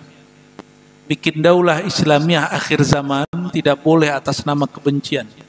Karena Nabi SAW mengatakan itu manhajnya al-minhajin nubuwah. Manhaj kenabian itu mereka sabar. Coba perhatikan. Nabi SAW untuk menyelamatkan umat yang mayoritas baru berjuang, baru mau besar, tahun ke-6 Hijriah, itu jumlah umat Islam baru agak mau besar. Nyampe di Hudaybiyah, dilarang masuk Mekah, padahal itu 10 kilo, 15 kilo udah nyampe di Masjidil Haram. Dilarang masuk. Dan secara MOU, egonya orang Islam diinjak. Nama Nabi dihapus, Muhammad Rasulullah diganti Muhammad bin Abdullah, dan dilarang masuk sekian tahun. Tapi Nabi ngalah. Kenapa? Tidak semua ngalah itu kalah.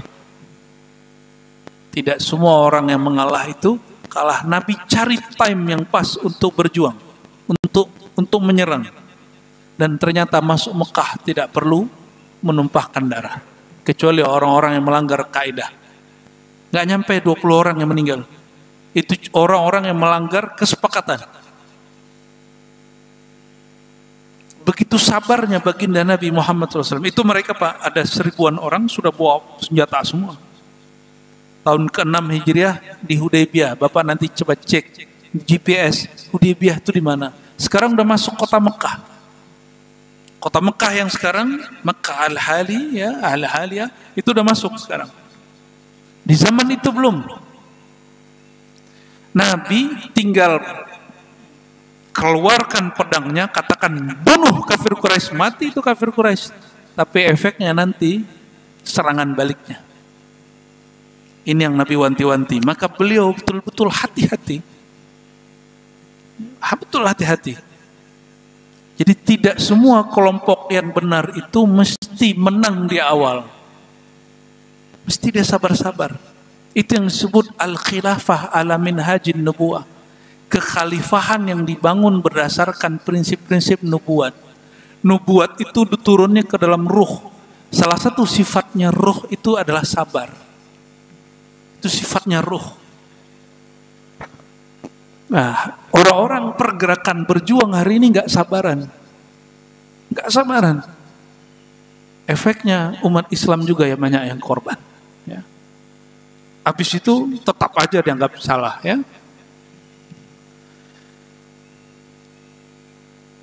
Wa in kanat kabiratan idza lam yastahillaha wa la nuzilu anhu ismal iman. Kelompok Khawarij itu punya kaidah melakukan satu dosa walaupun kecil kafir.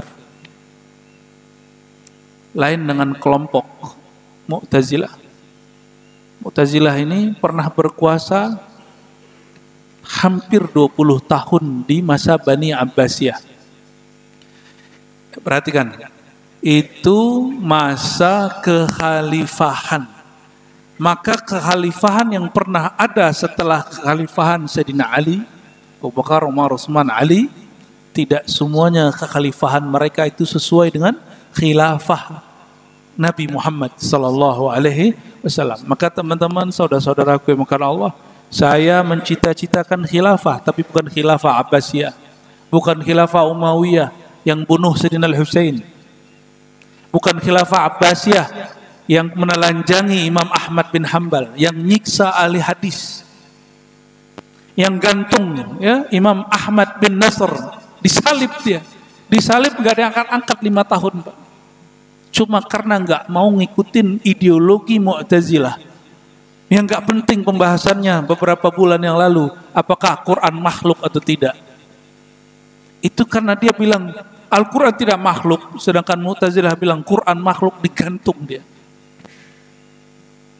Itu kelompok yang dianggap di kampus, ya. Dulu dosen saya bilang ini kelompok rasional, paling logis. Saya kritisi itu dosen. Kalau ini logis dan rasional, kenapa kelompok ini maksain orang ikut dia? Ya, itulah kritik saya kepada penganjur Mu'tazilah di UIN, di semua kampus Islam. Ya, dimulai dari dulu Profesor Harun Nasution dan murid-muridnya sampai hari ini yang mengagumi Mu'tazilah tapi tidak membaca dari buku Mu'tazilah itu sendiri. Ya, saya 7 tahun mengajar ilmu akidah di kampus UIN dan saya keluar, ya. Itu kitab Mu'tazilah saya ajarkan terbuka di kampus. Judulnya Syarah Usulul Khamsah. Setebal ini, Pak. Salah satu doktrin Mu'tazilah yang diagung-agungkan ajaran rasional, ajaran logis oleh para penganjur-penganjurnya di kampus, apa? Mu'tazilah itu kelompok yang mendahulukan akal daripada kitab suci. Bagi saya nggak kagum. Kenapa?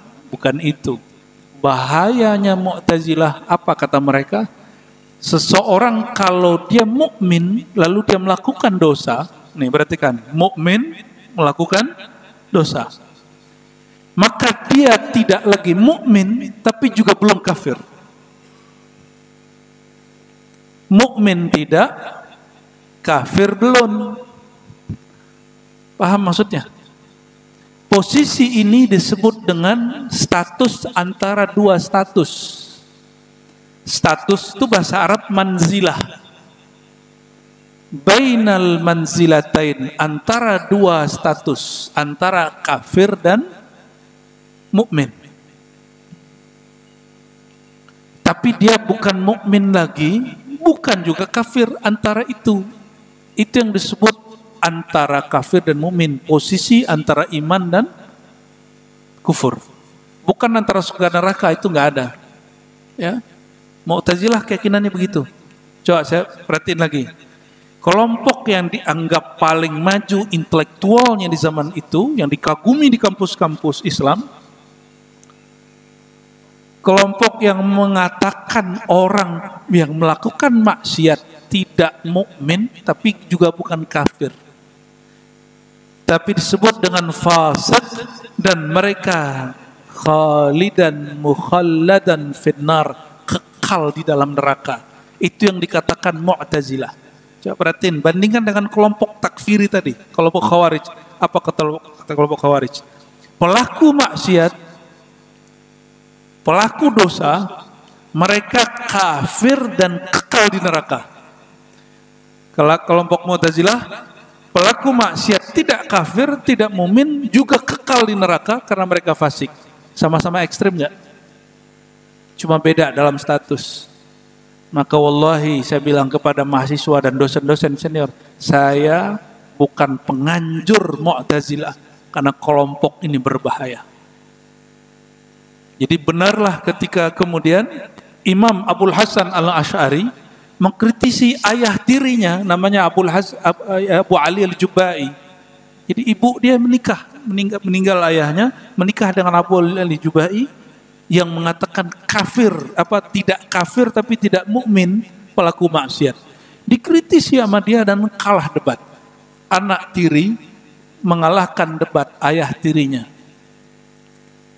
Anak tiri ini bernama Imam Abul Hasan Al-Asy'ari.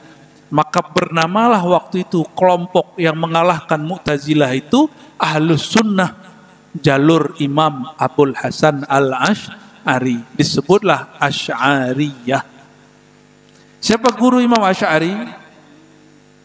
Ada beberapa senior kita dari kalangan Nahdiyin itu kurang pas menyebutkan sanad Imam Asy'ari. Dia menyebutkan silsilah Asy'ari ke Mu'tazilah, itu kurang pas. Ya mungkin hafalannya mungkin lupa, salah hafalan gitu. Tidak mengurangi hormat saya kepada beliau, ya, tapi ini tidak benar. Imam Asy'ari berguru kepada Imam Zakaria As-Saji. Zakaria As-Saji berguru kepada murid-murid Imam Syafi'i. Ya, ada Al-Karabisi, ada Ahmad bin Hanbal, dan ada Imam Rabi' dan lain-lain. Mereka ini mengambil ilmu daripada Imam Syafi'i. Maka akidah Imam Asy'ari itu juga akidah Imam Syafi'i. Jadi kalau ada orang bilang, ente ini mazhab Syafi'i, kok nggak akidah Syafi'i? Nggak connect dia. Imam Syafi'i dikenal imam fiqih mazhab, tidak dikenal sebagai imam akidah. Tapi ajaran akidah beliau dipopulerkan oleh Imam Abul Hasan Al-Asy'ari. Disebutlah akidah Asy'ariyah. Imam Asy'ari lahirnya diperkirakan 250-an atau 260, tapi nggak lebih. Berarti 40 tahun umurnya itu di zaman salafus soleh, dan beliau wafat tahun 324 Hijriah. Di Mesir ada Imam Ahlu Sunnah, bukunya sudah saya terjemahkan dan kita beri ulasan pendek di depan, kita jadiin bahan daurah. Aqidah Thahawi, Imam Abu Ja'far Thahawi, imam yang meriwayatkan kitab Fiqhul Akbar tapi dia ringkas. Nama akidahnya Aqidah Thahawiyah. Tapi nggak masyhur. Kenapa? Karena beliau lebih dikenal sebagai ahli hadis daripada ahli akidah. Apa alasan lainnya? Yang sering berdebat dengan kelompok-kelompok menyimpang Imam Asy'ari, bukan Imam Thahawi. Ada satu lagi yang saya pernah ziarah di Uzbek, yaitu di Samarkand, Imam Abu Mansur Al-Maturidi. Imam ini sering berdebat dengan kelompok Mu'tazilah tadi, sehingga semua persoalan Mu'tazilah dia jawab di bukunya. Ya. Karya-karya mereka, alhamdulillah selama lebih dari 15 tahun, saya mengkaji dan mengajarkannya kepada kawan-kawan, ya, santri-santri, mahasiswa. Nah, untuk masjid ini persembahan saya, hadiah saya untuk jamaah, salah satu kitab akidah tertua, yaitu Al-Fiqhul Akbar. Ini Imam Abu Hanifah, wafat 150, coba perhatikan, wafat 150. Pewarisnya Imam Thahawi. Kemudian di Uzbek, Imam Abu Mansur Al-Maturidi wafatnya 333. Dan isi ajarannya sama dengan Asy'ari 324. Mereka jaraknya hampir 2 abad, tapi akidahnya sama. Cuma beda dalam beberapa ibarat. Ini tanda bahwa ajaran mereka ajaran salafus saleh. Maka hemat kami yang disebut as-salaf itu ya Imam Asy'ari itu, Imam Maturidi, Imam Thahawi. 3 imam inilah akidah yang dikembangkan dari imam yang 4. Abu Hanifah, Hanafi, Malik, Syafi'i, Ahmad bin Hanbal, ya. Dan ini yang paling populer, Bapak Ibu Saudara yang dimuliakan Allah, bahwa kita Ahlus Sunnah wal Jamaah tidak mengkafirkan orang meskipun mereka melakukan dosa besar dengan syarat satu, tidak menghalalkan dosa itu. Tapi contoh, ada orang nggak sholat terus dia ngomong gini, ngapain sholat?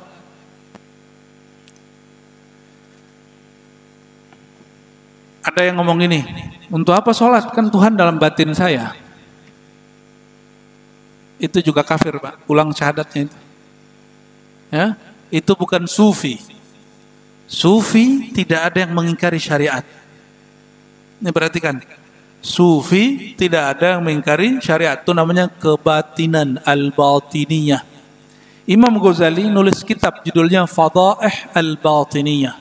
Ya, membeberkan kekeliruan kelompok kebatinan. Nah, salah satu ajaran mereka seperti itu. Gak usah nyembah Allah, sholat gak usah. Kenapa? Tuhan kan dalam dirimu.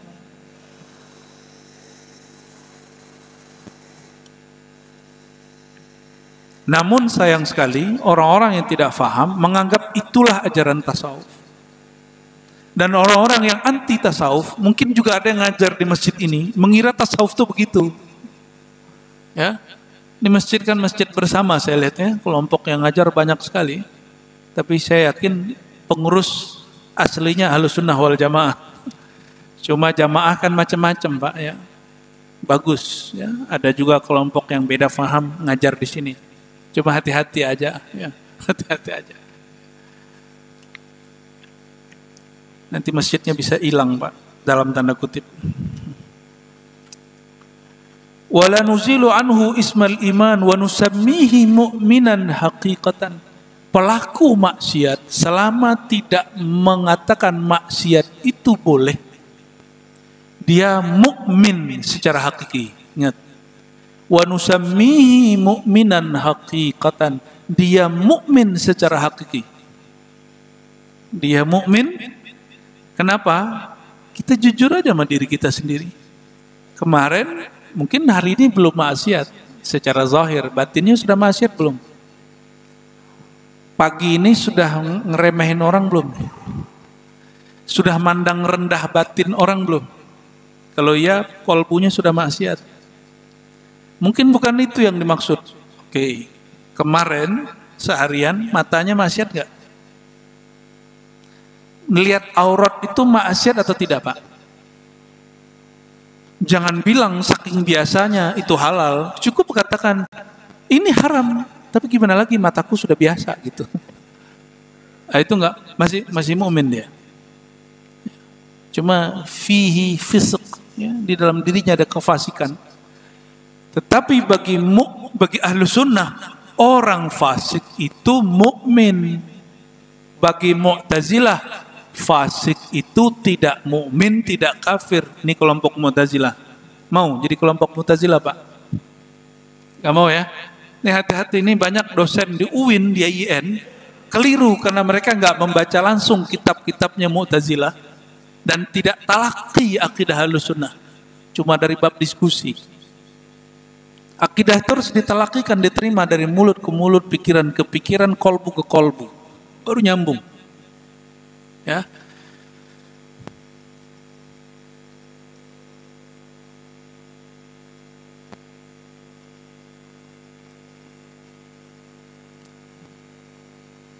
Dan tolong waspada, sekarang muncul takfiri siasi. Kelompok yang mengkafirkan umat karena persoalan isu politik. Itu sudah terjadi 2019 sebelumnya. Ya. Awalnya global, urusan bab tentang tauhid, ya. Beda faham dia masalah tauhid, kita dianggap kafir. ISIS itu Bapak Ibu, mungkin kita sudah lupa karena memori kita pendek sekali. ISIS itu punya 20 inti ajaran besar. Itu saya masih ingat ajaran mereka yang nomor 11. Apa kata mereka? Negara, negeri yang punya ideologi selain Al-Quran dan Sunnah, maka itu negeri kafir, penguasanya kafir, polisinya kafir, rakyatnya kafir. Tuh, gampang sekali mereka bilang kafir. Indonesia ideologinya Quran atau Pancasila? Quran atau Pancasila? Pancasila. Terus ini yang saya ulang-ulang di mana-mana. Ini ingat, ini bukan pesanan siapa-siapa. Saya bukan orang BIN, bukan orang Densus, bukan orang polisi, bukan PNS. Saya hamba Allah, rakyat sipil, seorang dosen, guru ngaji, guru di majelis, ayah seorang beberapa anak. Ya. Saya wajib mengingatkan ini karena orang sudah mulai mengatakan Pancasila yang merupakan hadiah ulama-ulama kita yang berjuang dulu, dianggap mereka sebagai tauhid. Betapa bodohnya orang yang mengatakan Pancasila itu tauhid. Tauhid itu artinya sesembahan selain Allah. Padahal nomor pertama dari Pancasila isinya apa? Ketuhanan yang Maha Esa. Jadi banyak orang menolak satu yang dia nggak ngerti. Pas kita tanya, bagian mananya yang tauhid di Pancasila? Ternyata yang dia bayangkan itu adalah Garudanya. Dikira kita nyembah Garuda. Dia nggak bisa membedain simbol dengan sesembahan.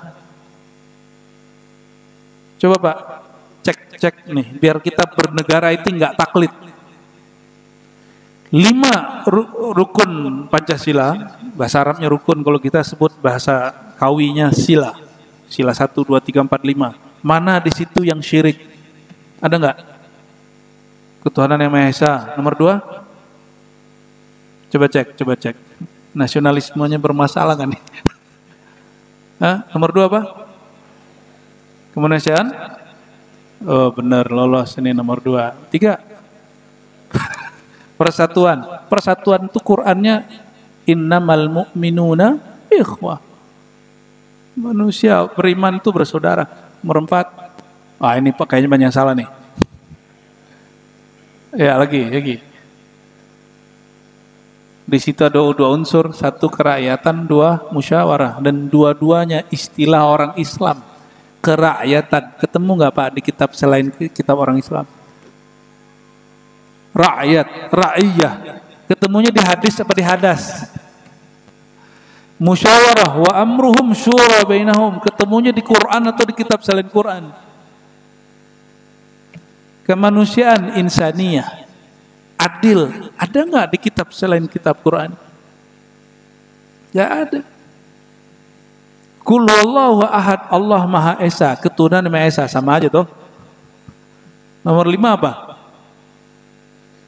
Keadilan sosial. Ya dulu bersikap adillah kamu, itu dekat kepada ketakwaan. Itu semua istilah keadilan. Itu bukan bahasa Sanskerta, bukan bahasa orang India, itu bukan. Itu bahasa Islam semua. Oleh karena itu, syukuri negeri ini, Allah tambahkan nikmat kedamaian, kesejahteraan. Kita nggak akan sanggup membendung itu semua. Tapi ya, ini saya kabarkan Pak Pengurus, jangan GR ya. Masjid yang saya masih pertahankan pengajiannya selama sebulan itu cuma 3 masjid komplek. Saya tinggal di Depok bagian sono, sama ini, Amantar, yang waktu duha jam 8. Saya nggak tahu juga kenapa saya mau ke sini Pak. Tapi ada bocoran sih sebenarnya. Untuk ngimbangin aja sebenarnya. Untuk ngimbangin. Nanti kalau sudah netral, masjidnya saya tinggal. Seperti yang kita lakukan di beberapa masjid. Ya, kalau sudah kuat ahli sunnahnya, udah tugas saya selesai di situ, saya pindah lagi ke masjid yang lain. Jadi sebulan, dulu hampir setiap hari saya ngajar di masjid, tapi sekarang saya lebih banyak di majelis. Gitu. Ini yang saya pertahankan, karena salah satu hobi kami adalah ngaji akidah. Karena itu yang bisa membuat orang faham bahwa bernegara itu salah satu bagian daripada unsur pelengkap sisi keberagamaan seseorang. Ya. Wa yajuzu ayyakuna mu'minan fasiqan ghaira kafirin. Nah, ini bagian penutup ya. Boleh saja ada seorang mukmin yang dia melakukan maksiat ghaira kafirin, tapi tidak disebut kafir. Ini mohon maaf ya, koruptor kafir atau fasik dengan syarat apa?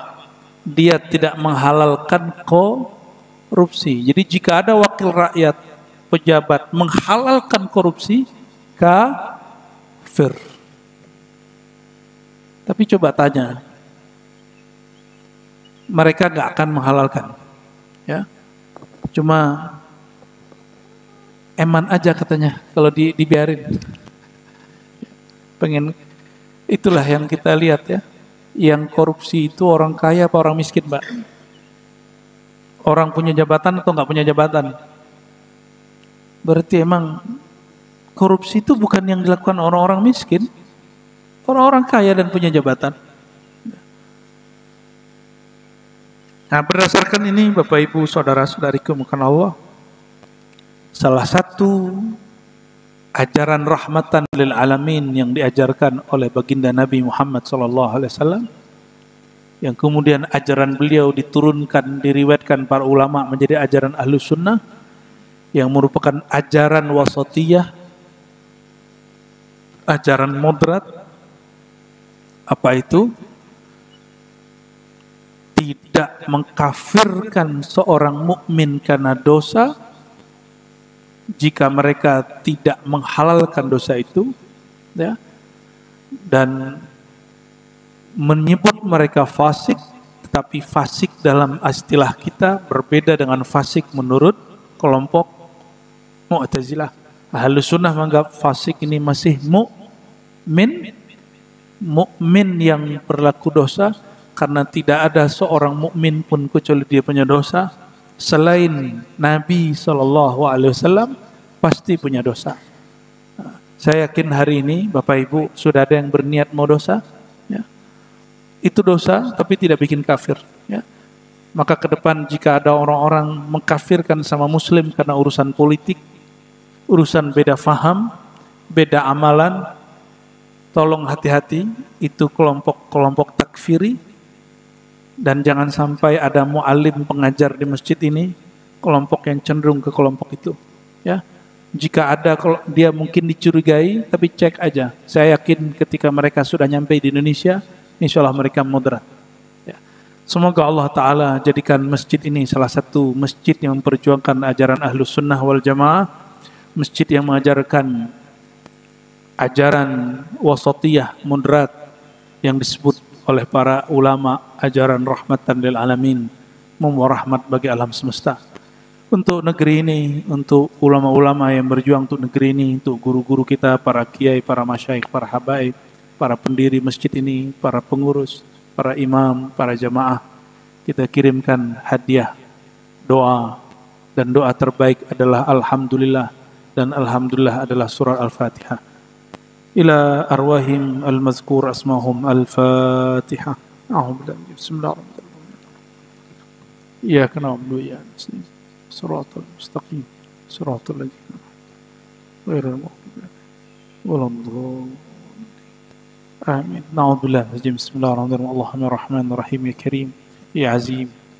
Shalli ala nabiyyina Muhammad. Allahumma ya Allah, meskipun amal kami sedikit, fa'azimha indaka ya Allah, mohon engkau besarkan dengan kebesaran engkau ya Allah. Allahumma salli wa sallim wa barik ala nabiyyina Muhammad. Ya Allah, sampaikan, limpahkanlah salawat dan salam kepada ruhaniah baginda Nabi Muhammad sallallahu alaihi wasallam. Allahumma bika asbahna wa bika amsayna.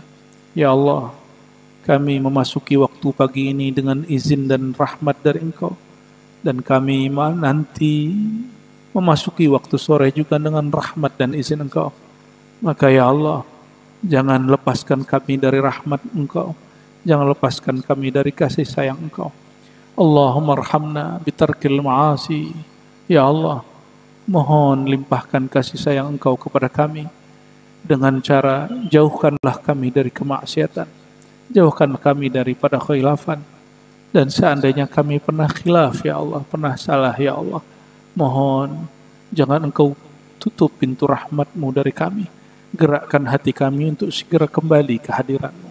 Allahumma ya muqallibal qulub, wahai yang mengubah isi hati kami, karakter buruk kami, ubahlah hati kami yang keras menjadi lembut, yang pemarah menjadi penyabar, yang tidak tulus menjadi ikhlas. Allahumma ya Allah, ubahlah sifat-sifat buruk kami, yang tadinya suka merendahkan orang menjadi menghormati orang lain, yang tadinya suka berprasangka buruk sangka menjadi berbaik sangka. yang tadinya suka menghujat, mencaci maki, membuli, menjadi suka memuji. Allahumma ya Rahman ya Rahim ya Karim ya Azim ya Karim ya Karim akrimna bitahqiqi sifatika wa asma'ika al-la'iqah bina. Ya Allah, izinkan kami meniru sifat-sifat Engkau yang pantas kami tiru. Sifat karimmu, sifat pemurahmu, sifat tidak pendendammu, sifat penyayangmu. Allahumma imla' qulubana birahmatik. Ya Allah, izinkan kalbu kami, pikiran kami, jiwa kami dipenuhi oleh kasih sayang, sehingga kata-kata kami menjadi kata-kata yang penuh kasih sayang. Pikiran kami berisikan kasih sayang, sikap kami membuktikan kasih sayang. Allahumma rabbana atina fid dunya hasanah wa fil akhirati hasanah wa qina adzabannar. Ya Allah, kami memohon kebaikan di dunia dan di akhirat. Di dunia dengan mengenal Engkau, mati husnul khatimah. Di akhirat bertemu baginda Rasulullah SAW, diizinkan memandang wajah Engkau yang mulia. Amin rabbal alamin. Subhana rabbika rabbil izzati amma yasifun, wa salamun alal mursalin, walhamdulillahi rabbil alamin. Subhanakallahumma wa bihamdika asyhadu an la ilaha illa anta astaghfiruka wa atubu ilaik. Mohon maaf salah kurangnya. Sampai ketemu di waktu yang lain. Assalamualaikum.